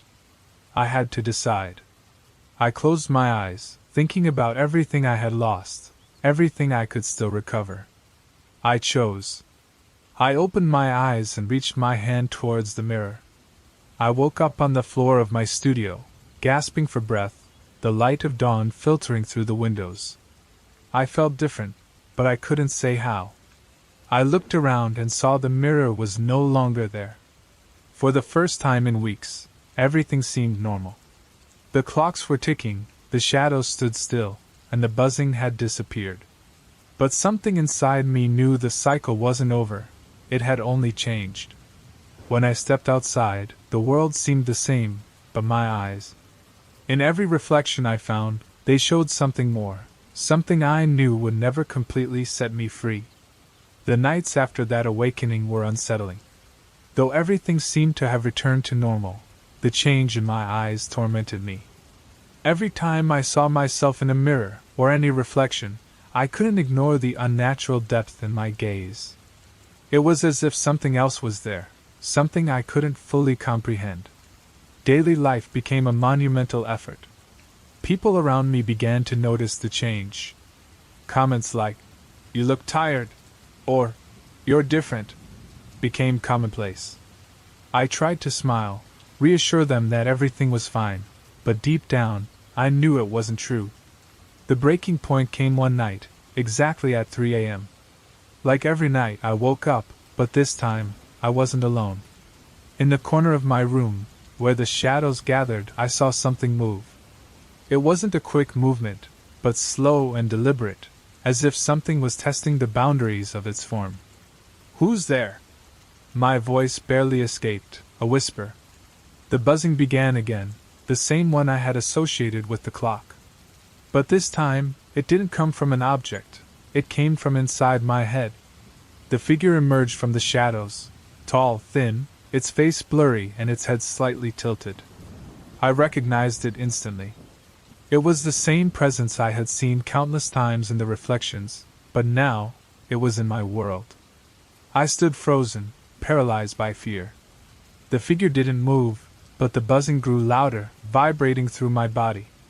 "Time doesn't belong to you," said the voice. That same phrase, repeated over and over since I found the clock. "What do you want from me?" I shouted, my desperation shattering the silence of the night. The figure raised a long, dark hand, like a shadow, and pointed towards the mirror across the room. My gaze followed the gesture, and what I saw made my blood run cold. In the mirror, my reflection wasn't there. Instead, there was the clock, perfectly intact, and behind it, a dark, empty landscape, the same one I had seen the last time I opened it. "Give it back," whispered the voice. "I don't have it," I said, though I knew my words were useless. The mirror trembled, and the room filled with a cold wind that seemed to come from nowhere. The lights flickered, and for a moment, everything was completely silent. When the light returned, the figure had disappeared, but the mirror wasn't the same. On its surface, the hands of a clock moved slowly, marking the seconds, until they stopped again, at exactly 3 a.m. I knew what I had to do. I couldn't keep running. If the clock wanted it back, I would have to find a way to return it, even if that meant facing what was on the other side. In the following days, I began to research. I combed through books about the supernatural, theories on parallel dimensions, anything that might help me understand what I had encountered. I didn't find anything concrete, but all the clues seemed to point to one place. The clock didn't just connect worlds. It was a door that should never have been opened. I decided to go back to the house on the outskirts of the city, the place where it all began. This time, I brought a hammer, salt, and I grabbed a flashlight. Tools I had read could protect me from unknown energies, but deep down, I knew they wouldn't be enough. The house was in worse shape than before. The windows were shattered, and the roof seemed on the verge of collapse. I entered slowly, my flashlight illuminating the remnants of furniture and debris. The pedestal in the center of the main room was still there, and to my horror, the clock had reappeared. It was untouched, shining with that same silver light that had haunted me from the very beginning. The buzzing started immediately, filling the house with a vibration that seemed to come from the very walls. "Give it back," the voice said, this time louder, resonating in my head like a thunderclap. I approached the pedestal, my hands trembling, and touched the clock. The moment I did, the room began to fade away. I opened my eyes and found myself in a completely different place. It was the dark landscape of the reflection, an empty space where time didn't exist. Everything was silent except for the constant hum that now seemed to emanate from the ground beneath me. The figure was there, waiting for me. This time, its form was more defined, and I could see the patterns of the clock etched into its dark skin. "Give it back," it repeated. I held the clock with both hands, raising it, feeling it vibrate with increasing intensity. "Take it," I said, my voice breaking. The figure extended its hands, and the clock began to disintegrate into a cloud of silver dust. The buzzing stopped, and for a moment, everything was at peace. When I came to, I was lying on the floor of the house. The pedestal was empty, and the morning light filtered through the broken windows. The clock had vanished. For the first time in weeks, I felt like I could breathe. But when I looked at my reflection in a nearby puddle, I noticed something was still there. My eyes retained that unnatural depth, and in the back of my mind, I could hear a faint whisper. Time doesn't belong to you. Time and I were no longer enemies, but we weren't allies either. Since that last encounter, my life seemed to settle, albeit with an unsettling understanding that I had crossed a line I could never undo. The days started to look normal again. Clocks still worked, shadows remained still, and reflections in mirrors only showed what was supposed to be there. But there was something that never fully disappeared, a sensation deep in my mind, a connection I couldn't break. One day, while sorting through papers in my apartment, I found something I didn't remember keeping. It was a fragment of a page from the notebook I had written in at my grandfather's house. It was a drawing, a circle surrounded by lines, with a phrase in the center. Time is a cycle. I stared at those words for a long time, trying to grasp their true meaning. Then I saw it. The small details of the drawing were familiar. It wasn't just a circle, it was a clock, my clock. That night, the dreams returned. They weren't nightmares, but visions, fragments of places I didn't recognize, of people I had never seen. I walked through empty landscapes, spaces suspended between time and nothingness. Sometimes I saw my own reflection, but it was always distorted, incomplete. When I woke up, the clock on my nightstand read 3 a.m., just like always. But this time, I didn't feel fear. I felt acceptance. A few days later, I decided to return to the tower in the woods. I knew that place was the key, the true origin of it all. When I arrived, the air was cold and heavy, and the tower seemed older, more crumbled than before. I stepped inside, and there it was, the mirror, intact as if it had never been broken. My reflection stared back at me, calm, almost waiting for me. There was no buzzing, no voices, only a deep silence that seemed to envelop everything. You know what you must do, the voice whispered in my mind. I approached the mirror and placed my hand on its surface. It was cold, but not solid. I felt it slowly absorb me, and just before I lost consciousness, I heard the final words. Time is not something you possess. It is something you are. When I opened my eyes, I was standing in a different room. The empty landscape had vanished, and before me stood a heavy wooden door, marked with the same patterns as the clock and the mirror. I opened the door and, on the other side, there was my apartment, just as I had left it. But something had changed. As I looked around, I felt that everything was exactly as it should be, as though the cycle had come full circle. I gazed at myself in the bathroom mirror, and for the first time, my reflection returned my gaze in peace. There were no shadows, no figures, no whispers. But deep in my mind, I knew that time and I were now forever intertwined. The clock was no longer a physical object. It had become a part of me, a presence that would never leave, yet no longer haunted me. Now I was the guardian of the cycle, the bridge between what was and what would be. When morning arrived, I felt something new, calm. For the first time in a long time, time no longer controlled me, nor did I control it. We had reached an understanding. And with that, the door to the cycle closed. The days following the destruction of the clock were strange. The calm I initially felt in my grandmother's house began to shift into something unsettling, something I couldn't explain. Although the clock was destroyed, I sensed it had awakened something deeper, something the object had merely contained temporarily. I returned to my apartment, carrying the fragments with me. I didn't know why I did it. Perhaps, deep down, I feared leaving them behind would allow the phenomenon to spread.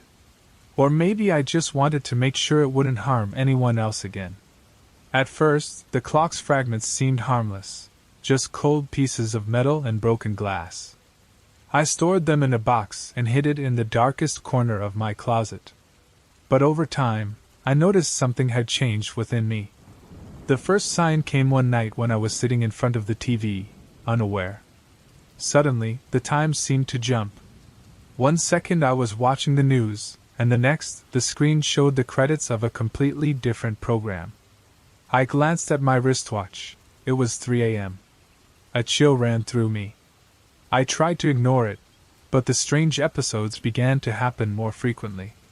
Sometimes, I'd find myself in a different room, not remembering how I got there. Other times, all the clocks around me seemed to stop at the same time. One night, I woke up suddenly. My apartment was shrouded in darkness, but something compelled me to get out of bed.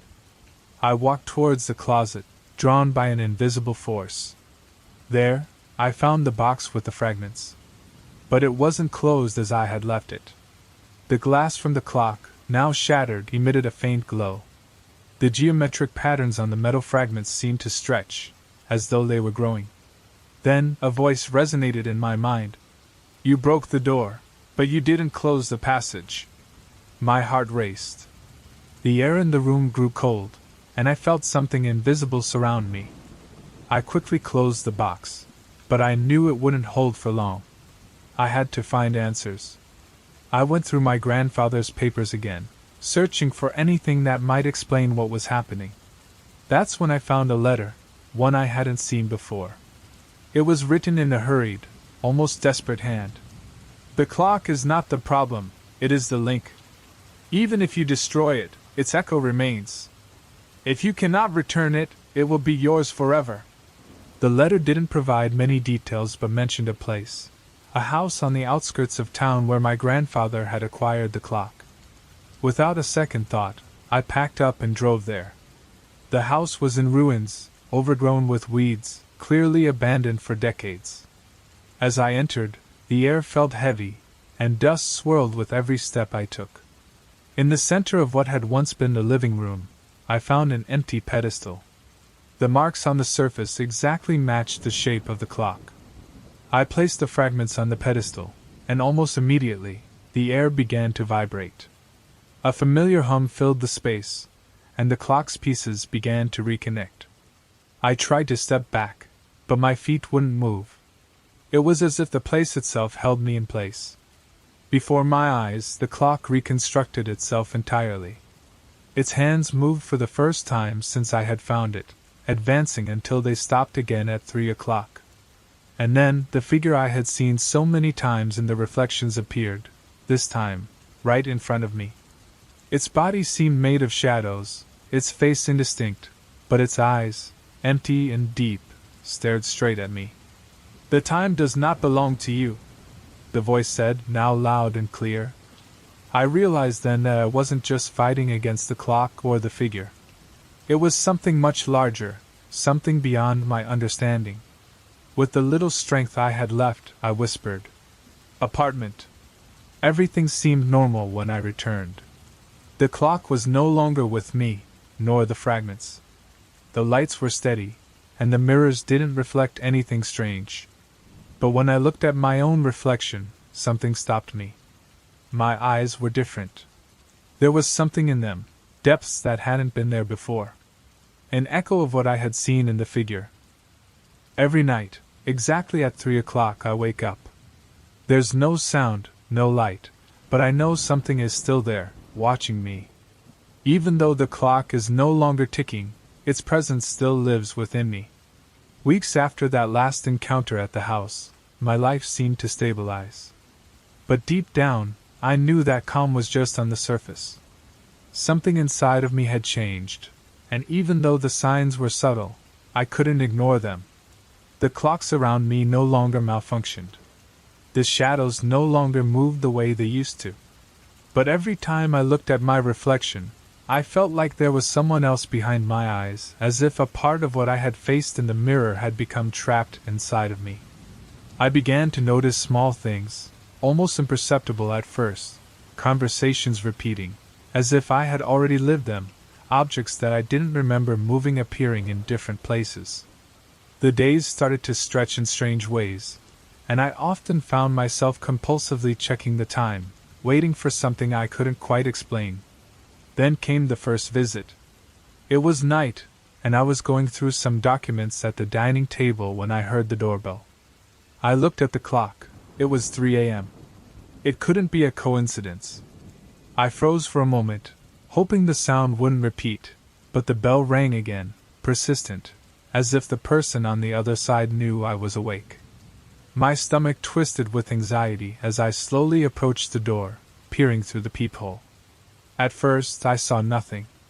The street was empty, and the dim light from the street lamp barely illuminated the sidewalk. But just as I was about to turn away, I saw it, a tall, thin figure, standing on the edge of the light, just out of the reach of its glow.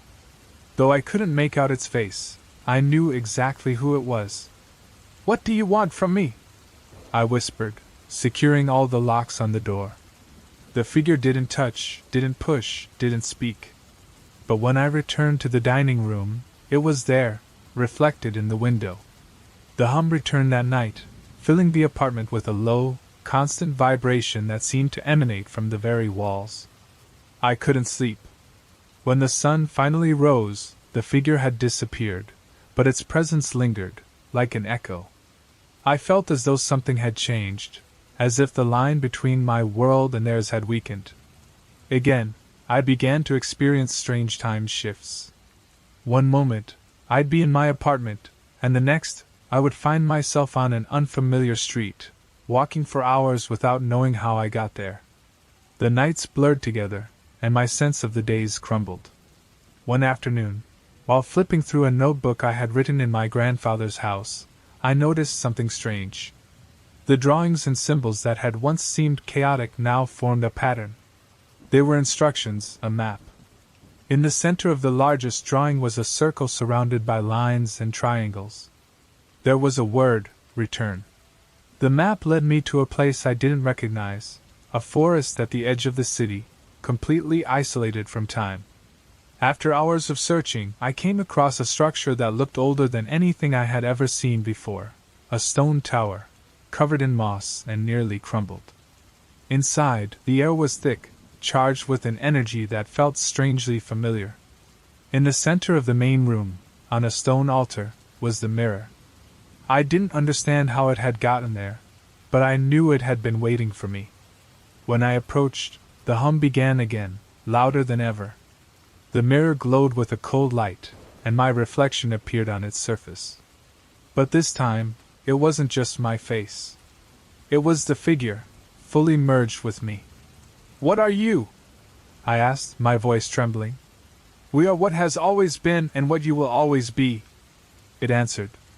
My head began to spin, and the room filled with fragments of my life, moments I had forgotten, decisions I didn't remember making.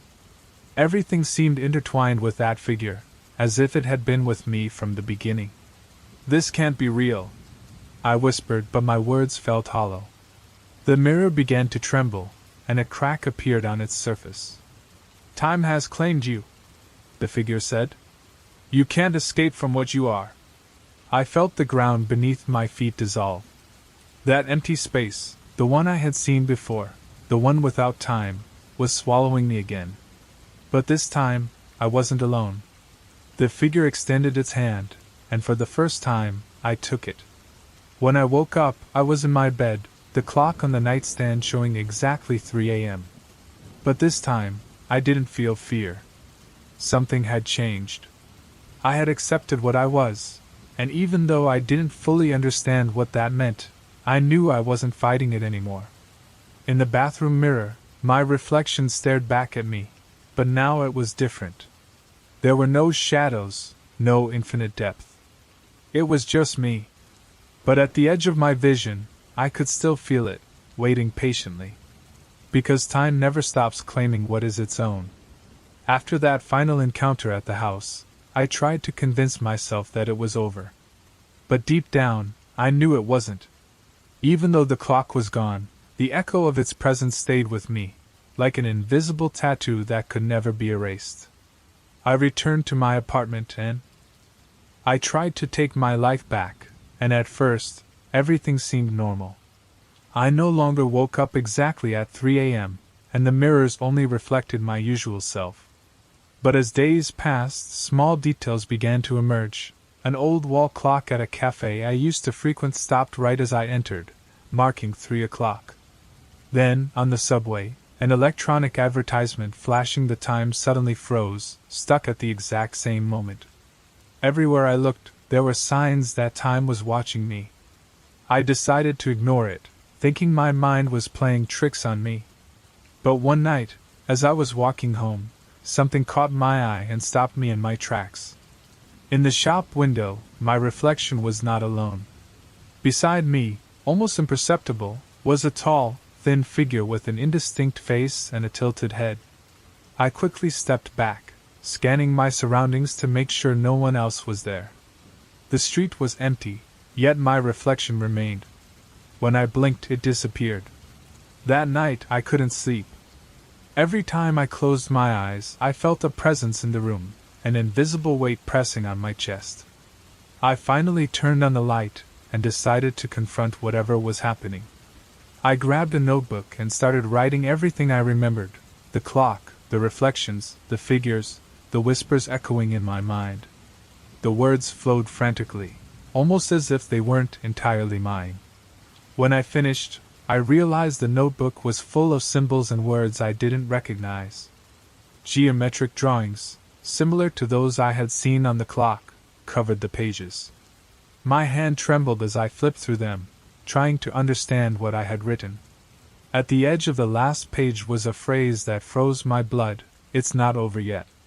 From that point on, reflections became more frequent, in puddles, in window panes, even on phone screens. The figure kept appearing, always in the corner of my vision, always waiting. I felt time around me start to distort again. Days passed in a blur, while nights stretched on endlessly. I decided to seek help. I went to libraries, searched online forums about paranormal phenomena, and even visited someone who claimed to be an expert in the occult. But no one could give me clear answers. "This is not just a cursed object," one of them told me. "It's something much older, something that transcends the rules of our world, a connection between dimensions, between time and what exists outside of it." His words didn't comfort me. In fact, they made me feel more trapped than ever. One night, as I sat at my desk, the notebook I had written in began to vibrate softly. I opened it carefully, and the words on the pages began to move, rearranging into new phrases. "You must return to the beginning." I knew what that meant: the house of my grandfather, the place where it all began. It was still the key. I packed a few things and drove there at dawn. The house was empty, covered in dust and forgotten by time. But when I entered, I felt that same oppressive air, as if the place was still connected to something much bigger. I went to the study, and at the center of the desk, there was something I didn't expect.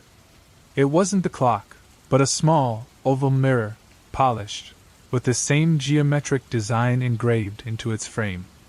When I approached, my reflection appeared on the glass, but this time, I wasn't alone.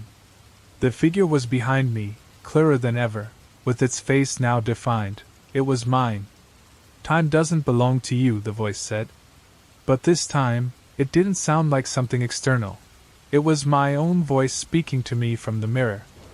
I remember the first time I saw it move. Only a slight change, a subtle tilt of the waist. It was around 3 a.m., and the air had a stale taste, as if it had been trapped inside the garden walls for centuries. I had stumbled outside, having lived there for 2 months, tending to the neglected rose bushes and trimming the ivy climbing the brick walls of the house.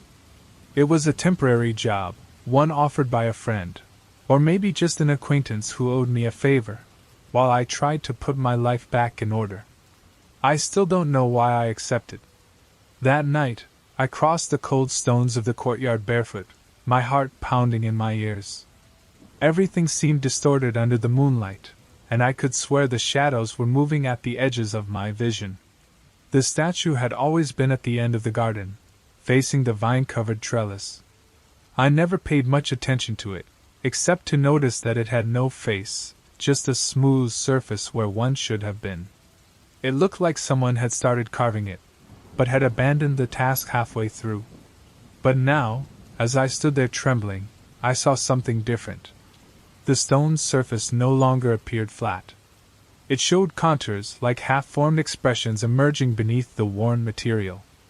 I stepped hesitantly forward, touching it. Strangely, it wasn't cold. I leaned in, straining to see better, and that's when I noticed. It had a face, or rather, it was struggling to have one. In the dim moonlight, I glimpsed indistinct features, the furrowed brow of an old man, sunken cheeks, and then the suggestion of a curled lip, as if in a mocking grin. I blinked, and the features changed, morphing into a tense expression.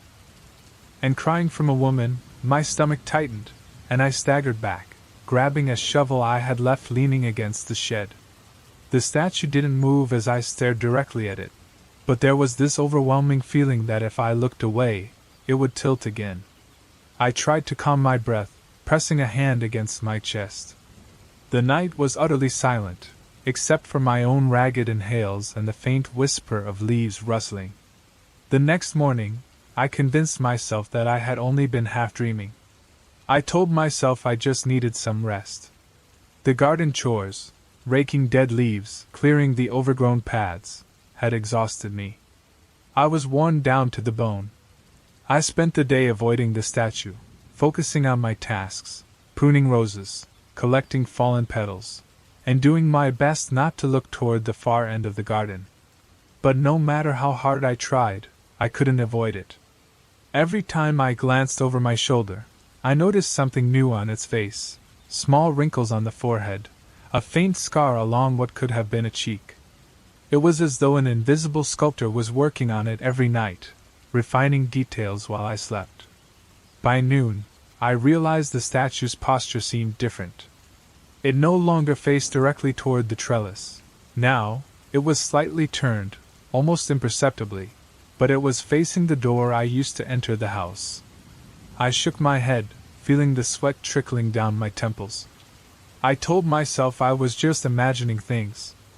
As evening fell and the light turned golden, I found myself staring from the living room window. That week, I had found an old hand mirror in a drawer, something dull and faded. Holding it, I angled my line of sight from inside the house, trying to see if the statue moved when I didn't look directly at it.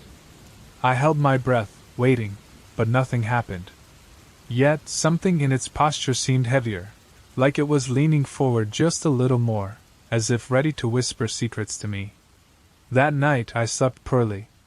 The room twisted and writhed, and it smelled of dampness, a mixture of old wood and dusty fabric. I woke up several times, certain I could hear footsteps on the stones of the courtyard. Once I heard a low, harsh sound, as though a hand brushed against the bricks. When I finally got up, my heart pounding in my chest, I grabbed a lantern and peeked outside. Everything was still, but I noticed new details. The next morning, the statue had a different expression. Its face was gaunt, with its lips slightly parted, as if calling me silently. There were marks along its jawline, small lines that looked like runes or scars. I didn't understand their meaning, but they disturbed me deeply. The feeling of being watched was constant. Every time I went into the garden or even glanced out the window, I felt its gaze fixed on me, as if it was studying me. I tried to rationalize it. Maybe the statue was weathering strangely because of exposure to the elements. Perhaps the cracks were forming patterns that resembled human features. I even considered covering it with a tarp, but something stopped me. A visceral feeling warned me that provoking it would be a mistake. One night, I gathered the courage to act. I waited until evening, when the sky turned dark purple. I grabbed a large linen sheet and headed into the garden. My legs were trembling, my palms sweaty as I approached. The statue looked more menacing than ever. Its face, or what was left of it, was caught between a grimace and a mocking expression. Its body was no longer upright. Now, it was leaning toward me, as if eager to communicate something horrible. My heart pounded as I stepped closer. There was no one else around, just me and the statue. The house behind me was dark and silent. Slowly, I lifted the sheet, trying to cover the figure's head and shoulders. But as my fingers brushed the stone surface, I felt something unexpected. It was warm, as if it had been basking in the sun, even though the night air was cold. For a moment I thought it moved under my hand. I pulled back, letting the sheet fall to the ground. I stumbled over a rake, nearly falling, my skin crawling. I breathed deeply and tried again, but I couldn't force myself to touch it. A part of me knew that making direct contact would be a mistake. That night, I was tormented by fragmented nightmares. I woke up several times, sweating, convinced I could hear whispers at the window. Outside, the wind howled, and branches scraped the walls like long fingernails. The next morning, I noticed another change. The lines on the statue now resembled swollen veins on its neck. The eye sockets, once empty holes, now had deeper indentations that suggested pupils. My stomach churned. I couldn't eat. Just looking at it from a distance made me break into a cold sweat. I knew something was horribly wrong. I felt as though the statue was learning from me, studying me. I didn't know what it was searching for, perhaps a clue, an explanation hidden among trivial papers and letters. In one of them, I found a mention of the statue. The gardener insists the old figure predates the house. It said something like, "He believes it changes, but I haven't witnessed it myself." My throat tightened. I wasn't the first to notice this.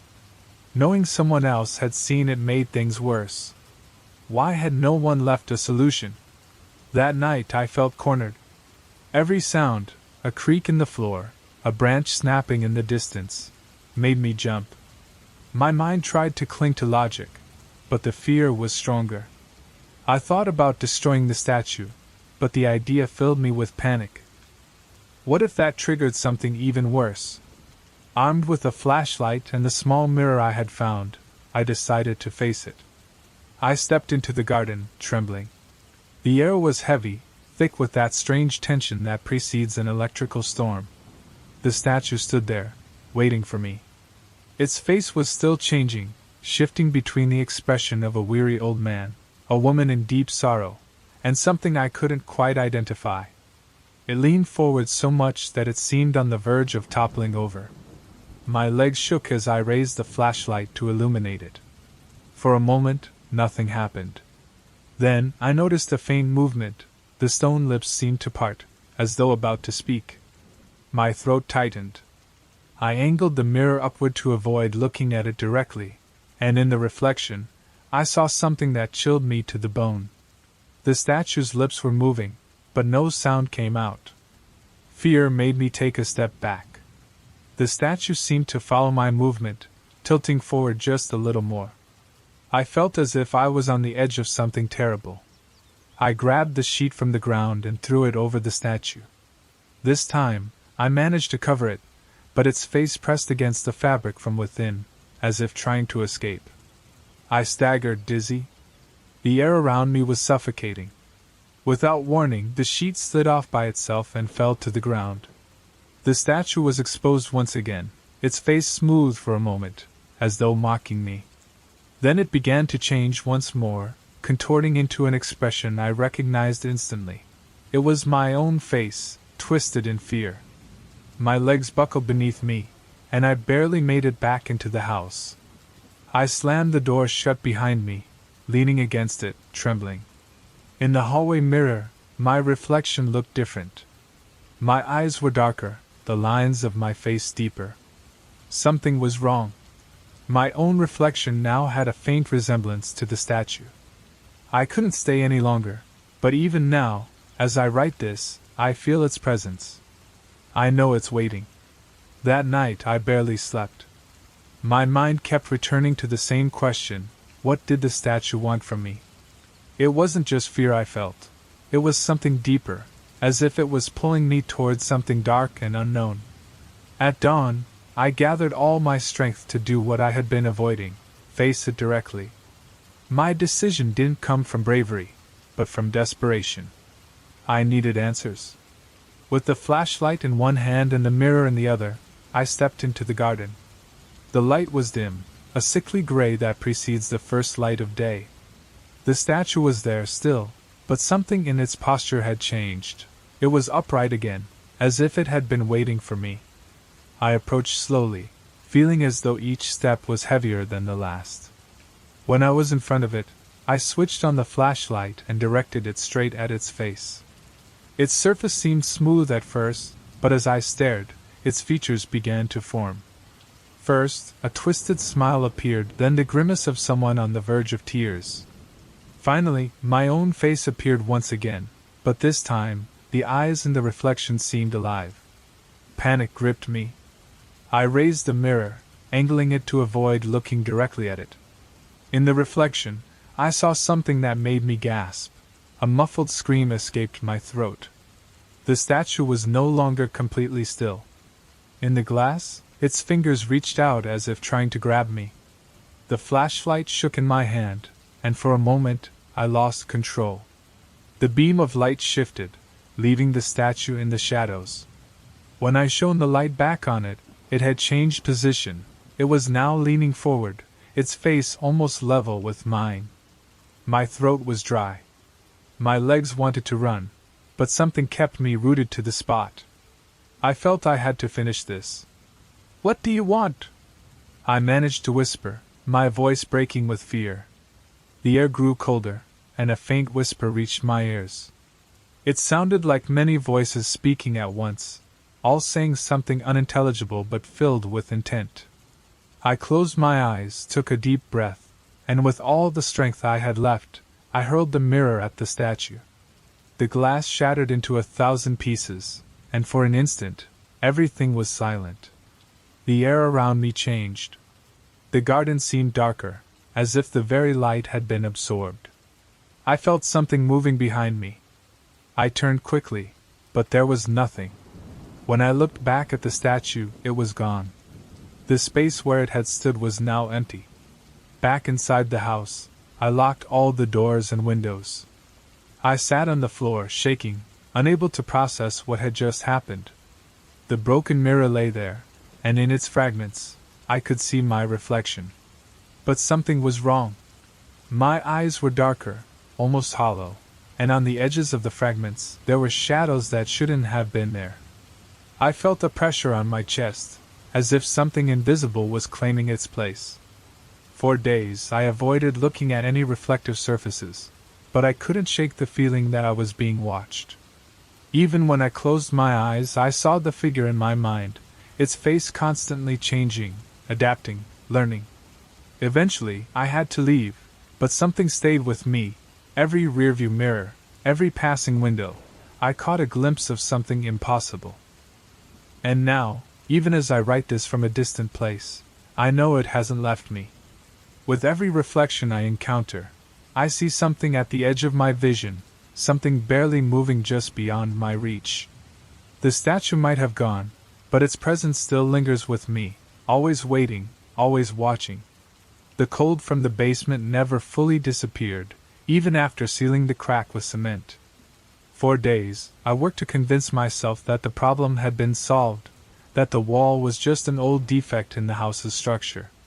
But the nights seemed to stretch on longer each time, and I would dream of that crack, of its icy pulse, and the voice murmuring my name from the depths. Things started to worsen. A week later, I was in the kitchen preparing a simple dinner when I heard it, the creak.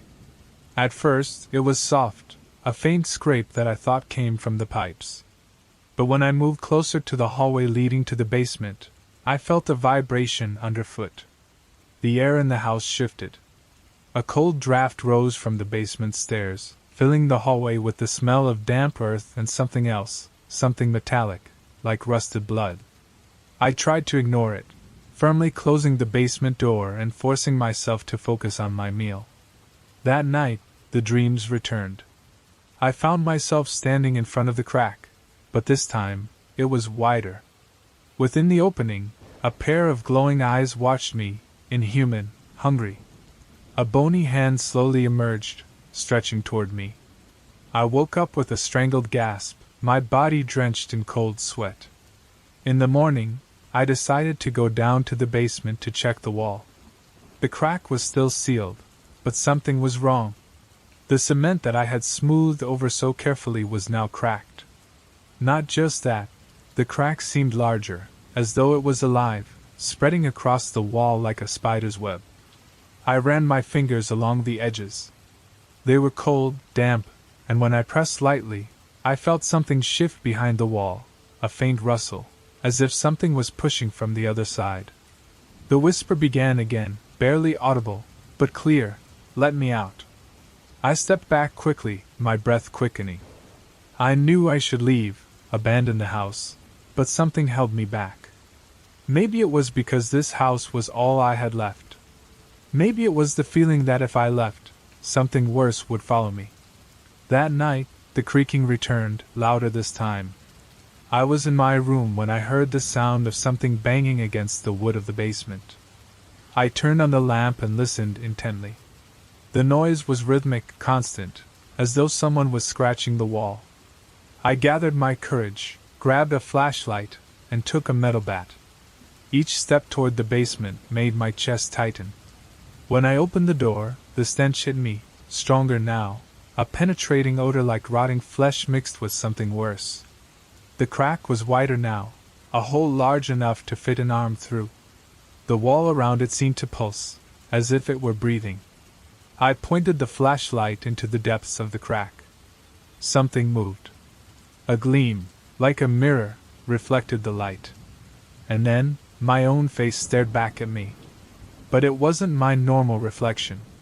My reflection smiled widely, its hollow, empty eyes staring into mine. Then, instead of mimicking me, it moved its lips and said, "You can't stop us." I dropped the flashlight and stumbled backward, my heart hammering. The voice was clearer now, no longer a whisper. "It's your turn. Your place." The reflection reached a hand toward the edge of the crack, as though it wanted to cross into my world. I ran. I bolted up the stairs, slamming the door shut behind me. I piled everything I could find against the basement door, my hands trembling as I barricaded myself inside my room.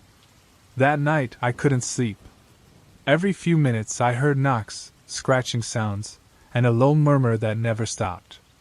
In the morning, I gathered tools, more cement, nails, wood, and decided to seal the crack once and for all. But when I went down to the basement, the crack was gone. The wall appeared intact, smooth, as though it had never been touched. Days passed in eerie silence, but I knew something was wrong. I began seeing things in reflections, in the windows, in the sink's water. My face would appear, but different. Paler. With a look that wasn't mine. The nights continued to be filled with sounds from the basement, though I knew nothing physical was there. The crack had shifted, it was now inside me. In my thoughts. In my dreams. In every reflection, I saw a version of myself I didn't recognize. I'm writing this now, feeling that pressure in my mind, that constant whisper that never goes away. I know I don't have much time before I cross the line. Before what's behind the crack finds its way into my world. The air in the town felt heavier as I followed the sound of the bells. With every step, I descended further into that forsaken place, where metallic echoes seemed to speak a language I couldn't understand.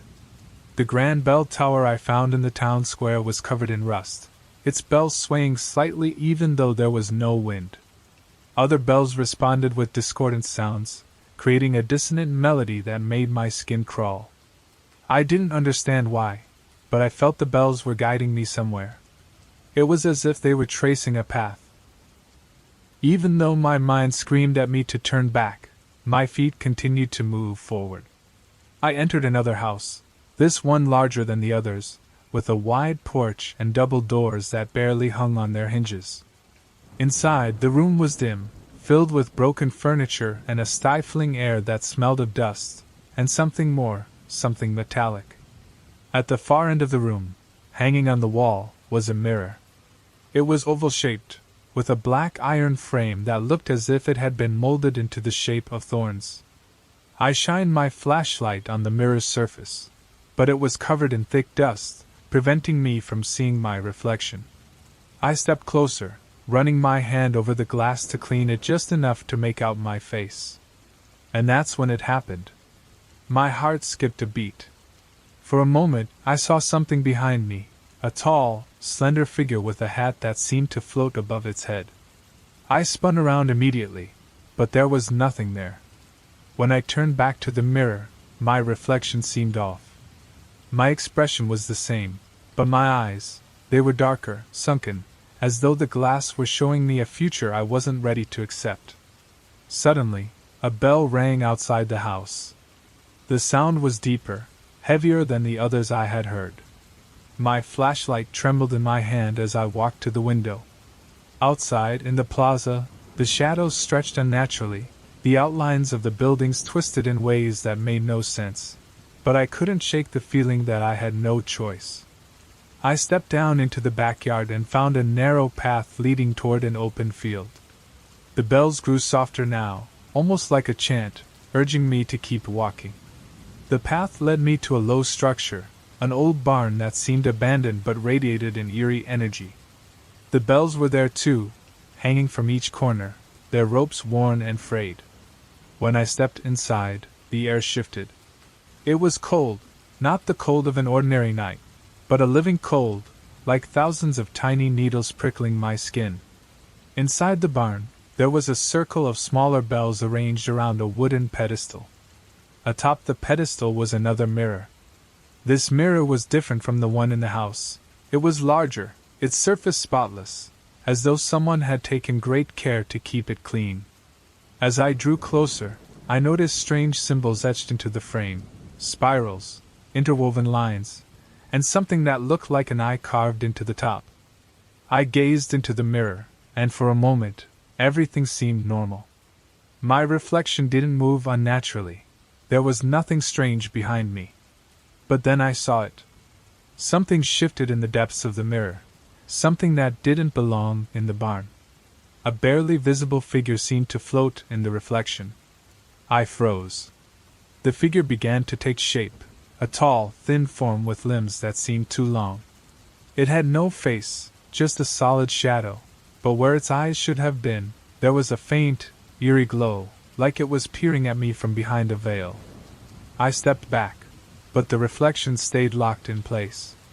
The bells around the barn began to chime again, but this time, they were in perfect sync, their ringing filling the air like a hypnotic chant.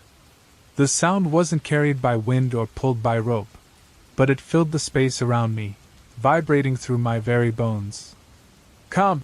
The word didn't just echo in the air, it was inside my mind, clear and deep. My heart pounded, my breath quickening as I tried to turn toward the door I had entered through, but my feet wouldn't move. The figure in the mirror extended a long, bony hand toward me. The surface of the mirror rippled, as if it were water disturbed by a stone. My reflection vanished, replaced by a dark void and the figure, which now seemed impossibly close. Come! This time, the voice was louder, almost commanding, as the bells rang even more intensely, drowning out everything else.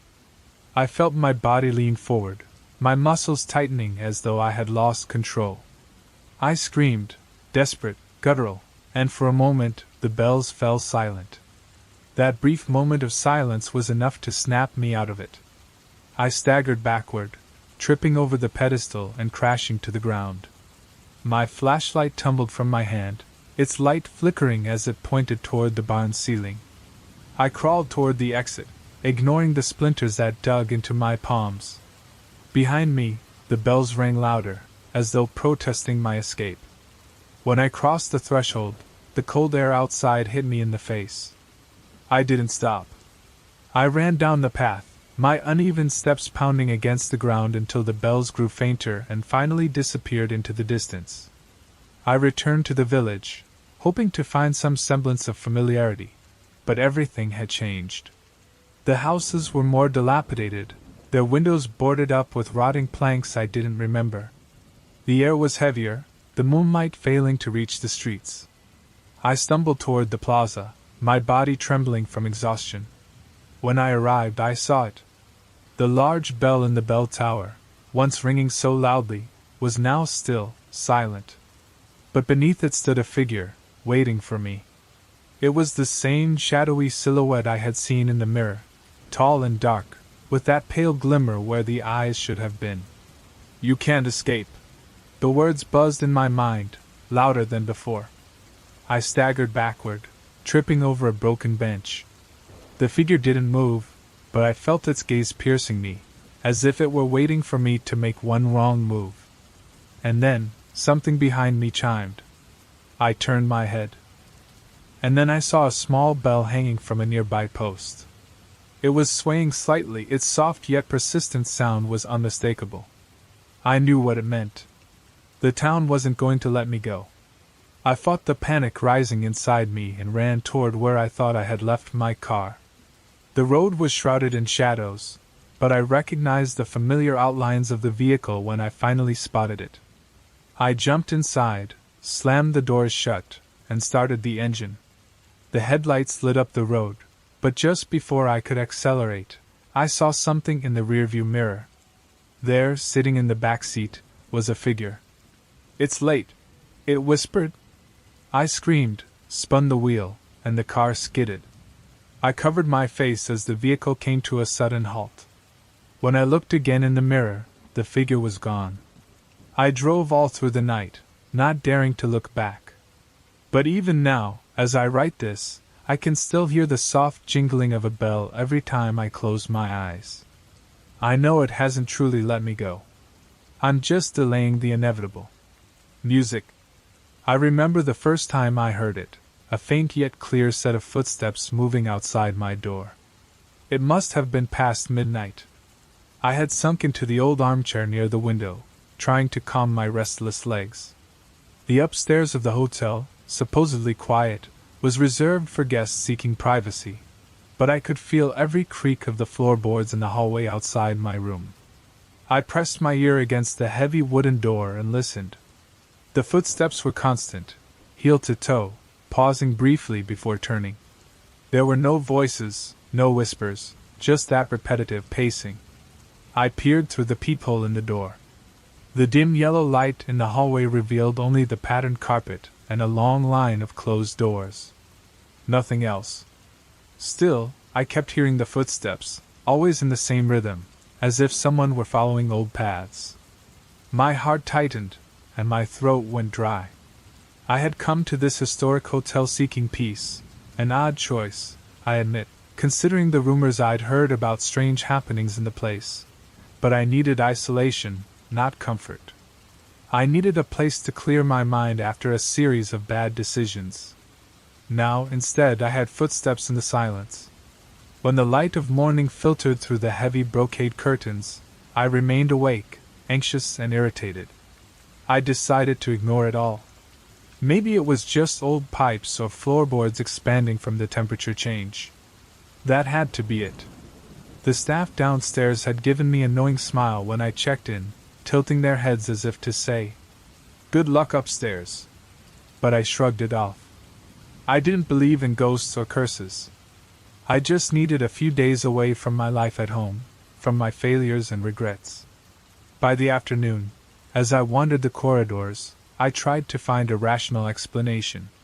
The upper floor was decorated with antique mirrors and ornate frames and dusty paintings of unfamiliar faces, probably guests or owners from decades ago. I stopped in front of a large rectangular mirror near the stairs. The glass was uneven, slightly warped, making my reflection appear stretched and slender. The hallway lights flickered, and for a moment, I could have sworn I saw another figure standing beside me, a dark shape in the reflection. I blinked, and it disappeared. It was just my nerves. I was tired. I found a small sitting room at the end of the hall, half forgotten, with faded armchairs and a low table covered in old hotel event brochures. There was an old black and white photograph with slightly curled edges showing the very same hallway I was standing in. Some past guests were posed stiffly against the walls. I studied the photo and recognized the wallpaper pattern and mirrors identical to the ones in the present. In the background, a tall figure stood next to a door, its head tilted forward as if listening. No name, no description, just a ghostly presence captured in the image. That night, I tried to tire myself out again.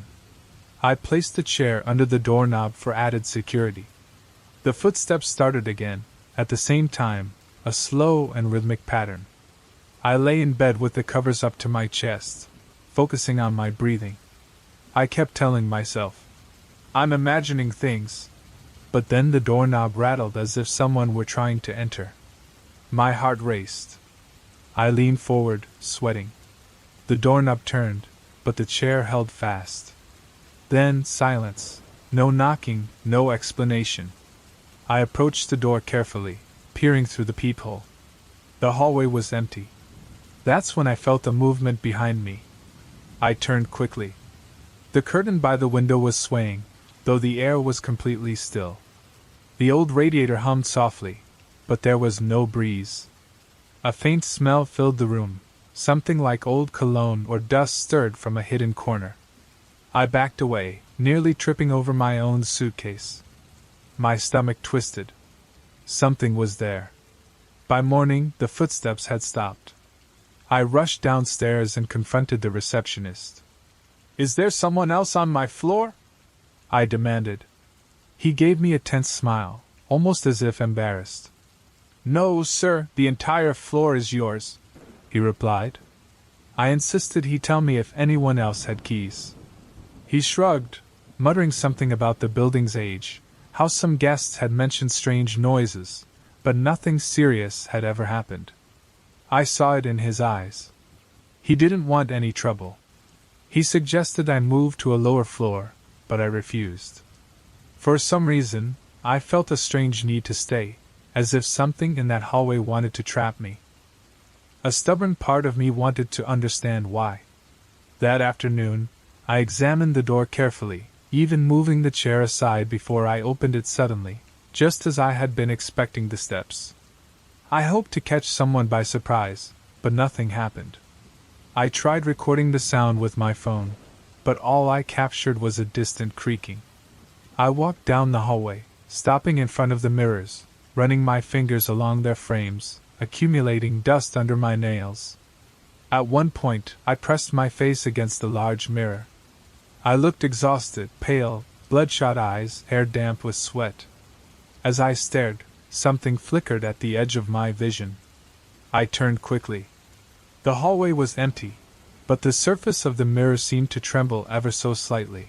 Or maybe it was just my imagination. By the third night, my nerves were completely shattered. The footsteps outside resumed, the doorknob turning by itself, first gently, then more insistently. I piled my luggage against the door and heard a faint scratching sound against the wood. Then, a barely audible whisper. I pressed my ear to the door and heard something that sounded like slow, labored breathing. I retreated to the bed, my heart pounding so hard that I could taste metal in my mouth. The shadows in the room deepened, spreading across the walls like ink. The curtains shifted once more. I tried to pretend nothing was happening, but my body trembled uncontrollably. Then the worst happened. I felt footsteps inside the room, circling my bed. I reached for the lamp, but the switch wouldn't respond.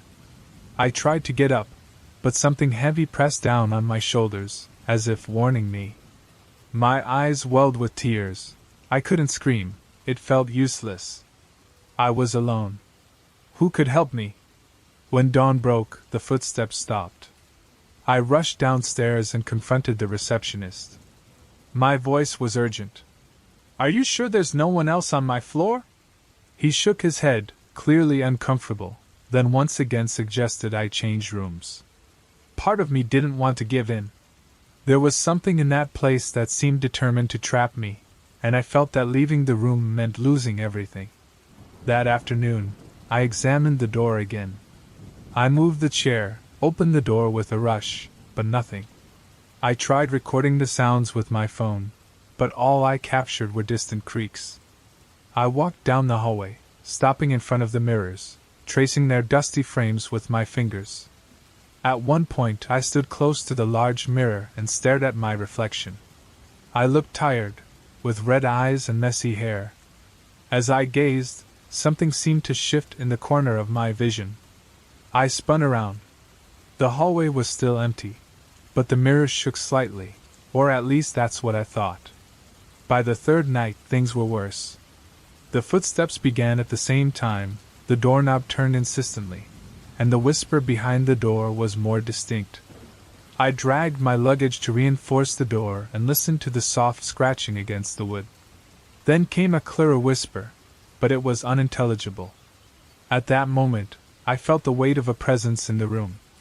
The air felt denser, the shadows deeper, as if the space had compressed. The curtains moved without explanation. The presence was still there. I decided I had to face it head-on. I approached the large mirror in the hallway, pulled a sheet from the bed, and covered the glass, hoping it would help. But when I returned to my room, the footsteps followed me. The sound was slow and deliberate, as if mocking me. As I sat on the bed, I clearly heard footsteps inside the room. I felt the air shift around me, a slight change in pressure. My breathing became shallow, my shirt soaked with sweat. My instincts told me not to look, but I couldn't resist. As I turned, I saw an impossible shadow cast on the opposite wall, tall, thin, tilting its head like an old photograph. My stomach churned. Then I heard words, unnatural, as if an ancient echo was speaking to me. I moved toward the covered mirror, feeling a desperate determination. I ripped the sheet off and looked directly into the glass. My reflection was pale and terrified, but behind me, I saw the dark, tall figure, its fingers almost brushing my shoulder. Terror froze me. I blinked, and the figure was gone, but the presence remained. I collapsed on the bed, unable to breathe properly. The morning found me trembling, my body exhausted. I decided I had to leave. I packed, the tension in my shoulders heavy. At the threshold, the doorknob wouldn't turn.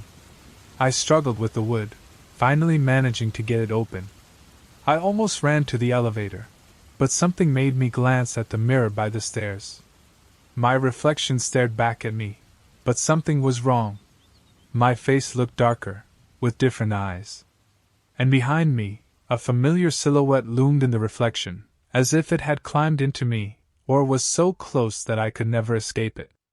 The elevator arrived with a ding, but my reflection, ever so slightly, smiled. My stomach turned.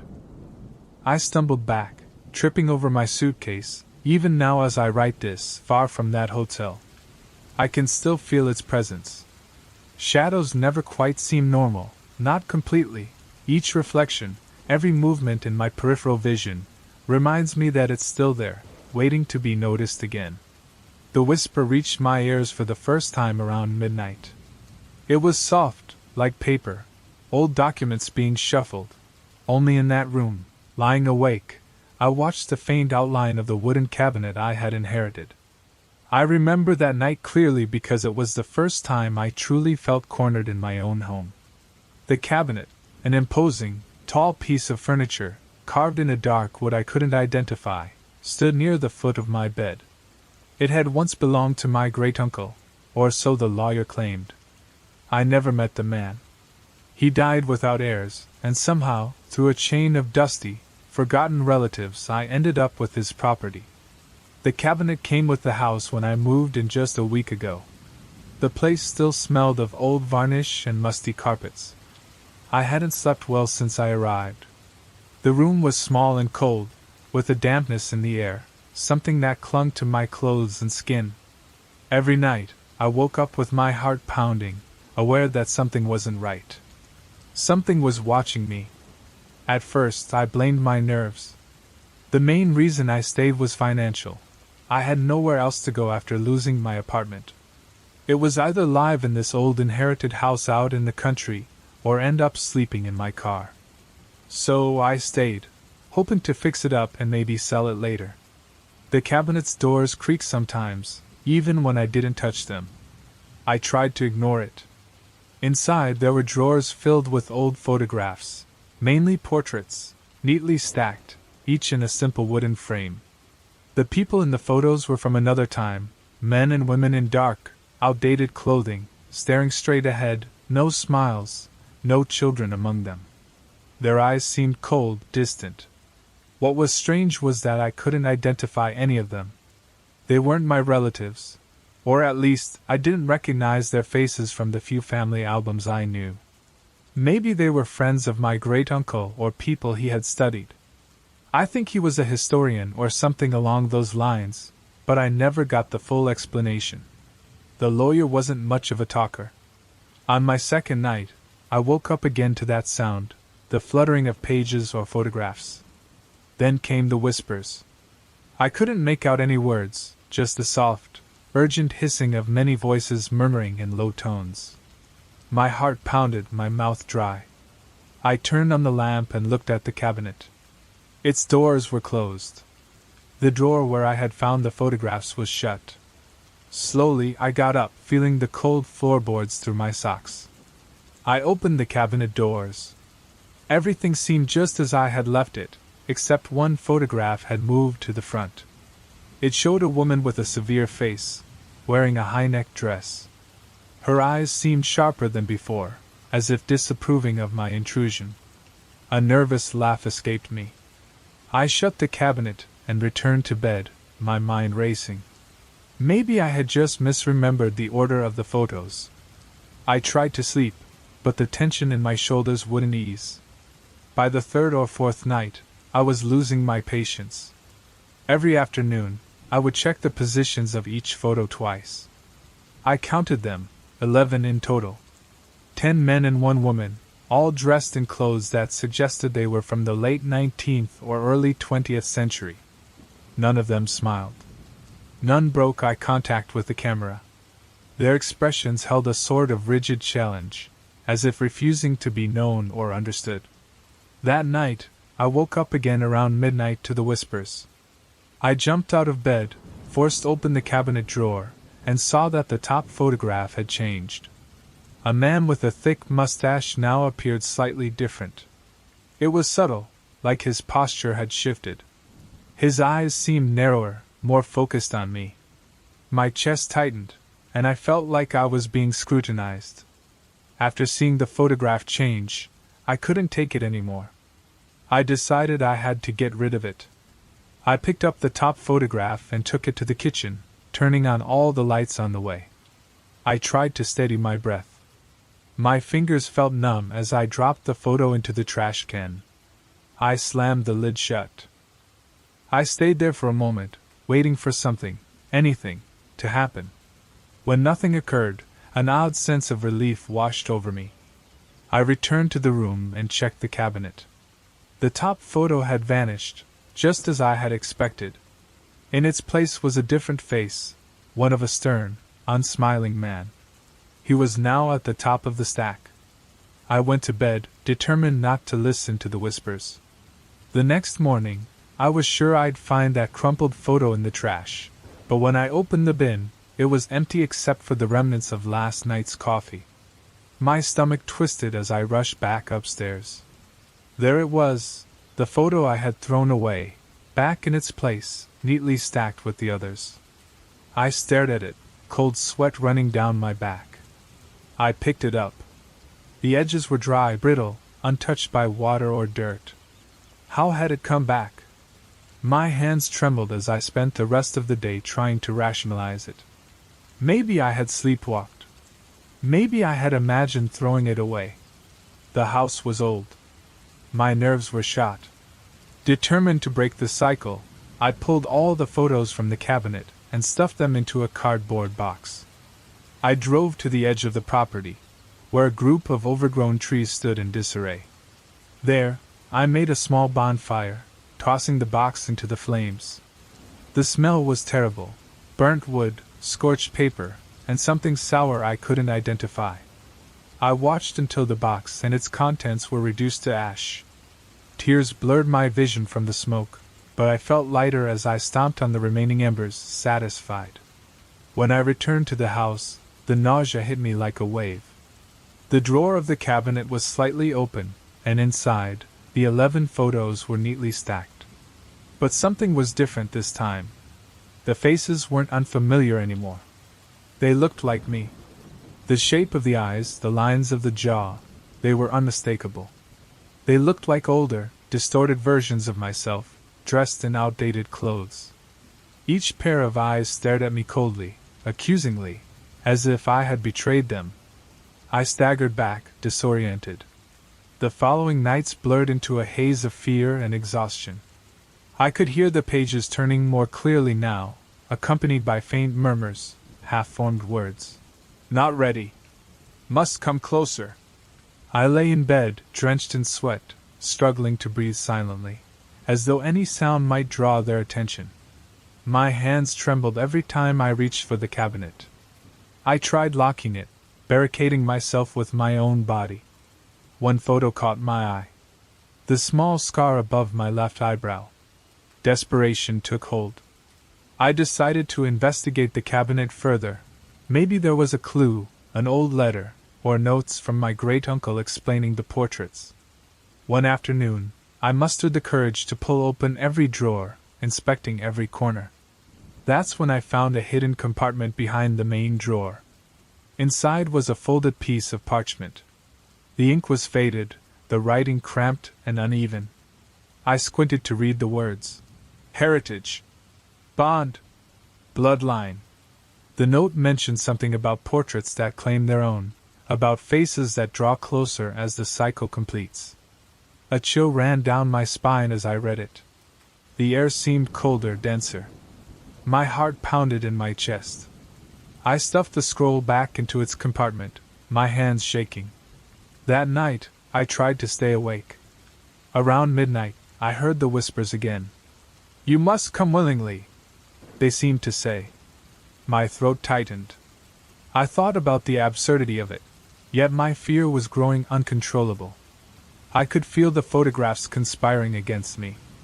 Their voices were growing louder in my mind, and their faces were becoming more familiar. The last time I dared to look directly at one, my reflection in the glass of the frame smiled back at me, even though I wasn't smiling. That smile was the last straw. I recoiled. My body jerked backward, my legs gave out beneath me, and I sat on the cold floor, gasping for air, unable to shake the image of my own reflection smiling at me with a smile that wasn't mine. I couldn't let this continue. The whispers, the photographs, the presence in the cabinet, it was breaking me down. In a surge of desperation, I grabbed the edges of the cabinet, determined to move it out of the room. It was heavier than I expected, the wood dense and unyielding. I struggled against its weight, my fingers scraping against the smooth finish. The whispers grew frantic, a chorus of overlapping voices urging me not to move it.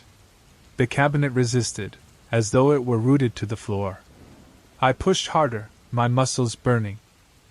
I managed to scrape halfway down the hallway, but then something happened. The cabinet trembled. It wasn't me moving it anymore. It shifted on its own, sliding back into its original position in the room. My grip slipped, and I stumbled, scraping my knuckles against the wooden floorboards. The room went silent. I stared at the cabinet, my chest heaving, and watched as the drawer opened slightly, revealing the edges of the photographs once again. My lungs tightened, as if the air in the house was rejecting me. I didn't sleep that night. I sat in the corner of the room, occasionally glancing at the cabinet. The whispers started again, soft, persuasive, insistent. Come closer, let us see you at dawn. My nerves were worn thin, on the verge of collapsing. I couldn't escape the pull of the cabinet, yet I couldn't leave. Where would I go? This house, as it was, had become my last refuge. The thought of leaving and returning to nothingness kept me anchored, despite my terror. That morning, I decided to do something drastic. I grabbed the biggest, sharpest knife I could find in the kitchen. Back in the room, I flung the drawer open and began slashing at the photographs. The paper was brittle, tearing easily beneath the blade. I worked furiously, ignoring the whispers that rose to a fevered pitch. Now they were shouting, panicked voices screaming, "Stop! Wait!" For a moment I thought I saw the eyes in the photographs move, darting from side to side in fear. When I was done, dozens of torn pieces covered the floor. My breath was ragged, my hands trembling. I gathered the pieces in a pillowcase and ran downstairs. I shoved the scraps into the kitchen sink, turning on the boiling water, and ran the faucet until the sink overflowed. The water turned murky, bits of paper swirling down the drain. My pulse hammered in my ears. When I returned upstairs, I froze. The door was open again, and inside were the photographs, perfectly intact. This time, every face was mine, different angles, different lighting, but unmistakably it was me. Harsh, critical versions of myself, staring back with disapproval and hunger. Something inside me snapped. I stumbled backward, collapsing onto the bed. My chest tightened, my vision blurred. I knew I was losing this battle. The next nights were pure torment. The whispers grew louder, no longer confined to the cabinet. They followed me through the house, seeping into every corner. I avoided reflective surfaces. Every mirror, every window seemed to show something just behind me. A flash, a shadow, a face that wasn't quite mine. I stopped eating, I stopped sleeping. My reflection in the bathroom mirror looked gaunt, hollow. I tried covering the cabinet with a heavy sheet, but the whispers persisted undeterred. They spoke about me, dissecting me as if preparing for something final. "His reflection is almost ready." Last night, I woke up with a strange sensation. I wasn't in bed. I was standing in front of the cabinet, its doors wide open. My hand was resting on the top photograph. I don't remember getting up. The face in the photo was mine, but older, worn, with sharp features and cold eyes. As I stared, its expression changed, the corners of its mouth curling into that same unsettling smile. My hand trembled, but I couldn't pull it away. The glass over the photo shimmered in the dim light, and for a moment, I thought I saw my own reflection move independently. The whispers grew louder, almost deafening.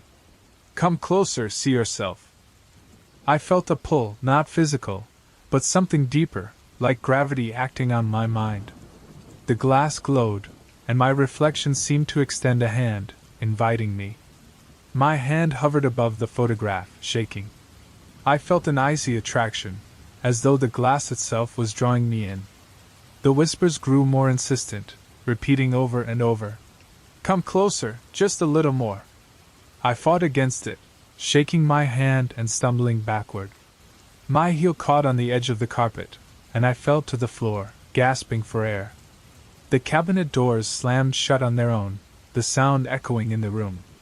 The whispers stopped abruptly, leaving a heavy silence that pressed against my chest. I jumped to my feet, my heart pounding. My reflection in the nearby mirror caught my eye. My face was pale, my eyes hollow, but something was wrong. The expression in the reflection didn't match mine. My lips were pressed together in fear, but the reflection's mouth curled into a subtle, mocking smile. I couldn't look anymore. I grabbed a sheet from the bed and threw it over the mirror, my hands shaking so badly I could barely hold it in place. Over the next few days, I completely avoided the cabinet.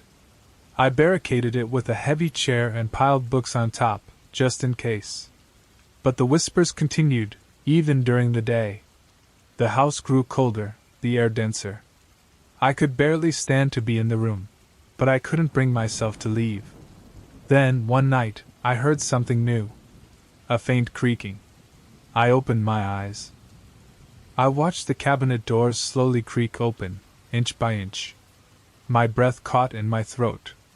I couldn't move. I couldn't scream. The photo slid out of the drawer on its own, floating silently in the air before gently landing beside me on the bed. It was my face again, older, worn, with eyes that seemed to burn with a knowing gaze, as if they had seen everything about me. Then the whispers came back, louder than ever. "You can't escape. You belong to us. It's time." The glass over the photograph gleamed, and within it, my reflection flickered. I lost control.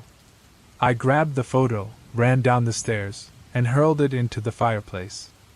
The flames roared to life, licking the edges of the frame. The whispers grew into a chaotic chorus of rage and panic. But the photo didn't burn. The flames turned blackened, staring back at me without blinking, almost mocking my futile efforts. Then, the fire suddenly extinguished, leaving the photograph untouched, lying among the ashes. I staggered backward, trembling. The photo seemed to follow me, its weight oppressive, suffocating. I couldn't stay in that house. I packed my things, threw them in my car, and drove down the narrow, winding rural roads, which stretched endlessly before me.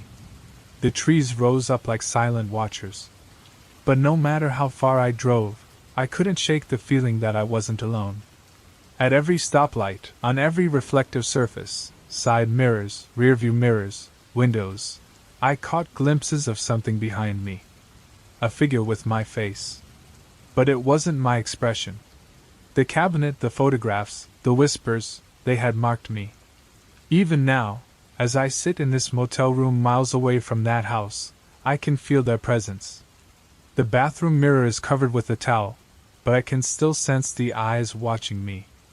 I know I'll never truly escape. The photographs are still there, waiting. And one day, they'll find me again. The first few days in the motel were a haze of exhaustion and paranoia.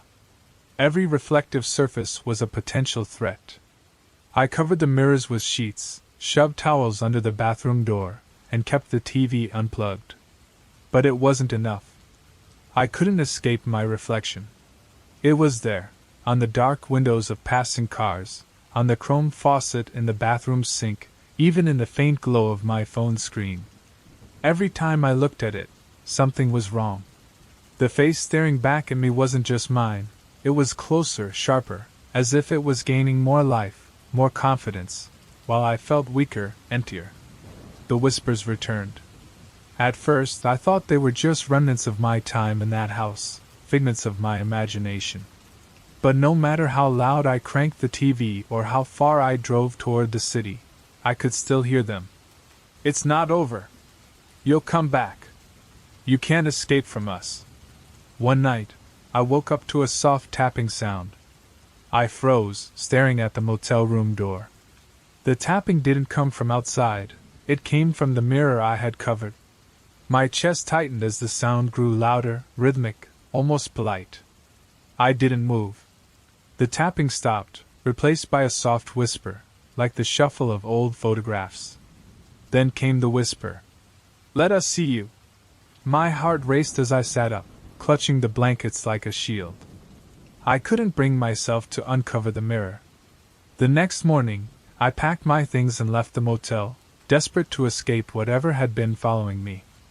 I drove aimlessly for hours, stopping only for gas and a cup of coffee I couldn't even finish. By evening, I found myself parked by the side of a desolate road, the engine still running as I stared at my reflection in the rearview mirror. My reflection stared back at me, but it wasn't me. The face was older now, gaunt, shadowed, with a faint smile that made my skin crawl. I turned away, refusing to look again, but when I glanced in the side mirror, I saw something move, just a flicker, a shadow slipping out of the frame. I slammed on the gas, speeding down the empty road. That night, I checked into another motel, one even smaller and more rundown than the last. The room smelled of mildew, and the only lamp cast a flickering light on the cracked wallpaper. There was only one mirror in the room, a round, unassuming thing. The fogged-up mirror above the sink. I tried to avoid it as best as I could. But no matter how hard I tried, my reflection found me. I saw it, barely, at the edge of my phone's screen as I placed it on the nightstand.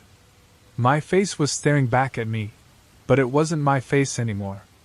The eyes were hollow, sunken, swallowed by shadows that seemed to stretch beyond the confines of the glass. Come closer, it whispered. I threw my phone across the room. That was the last straw. The next morning, I went back to the house.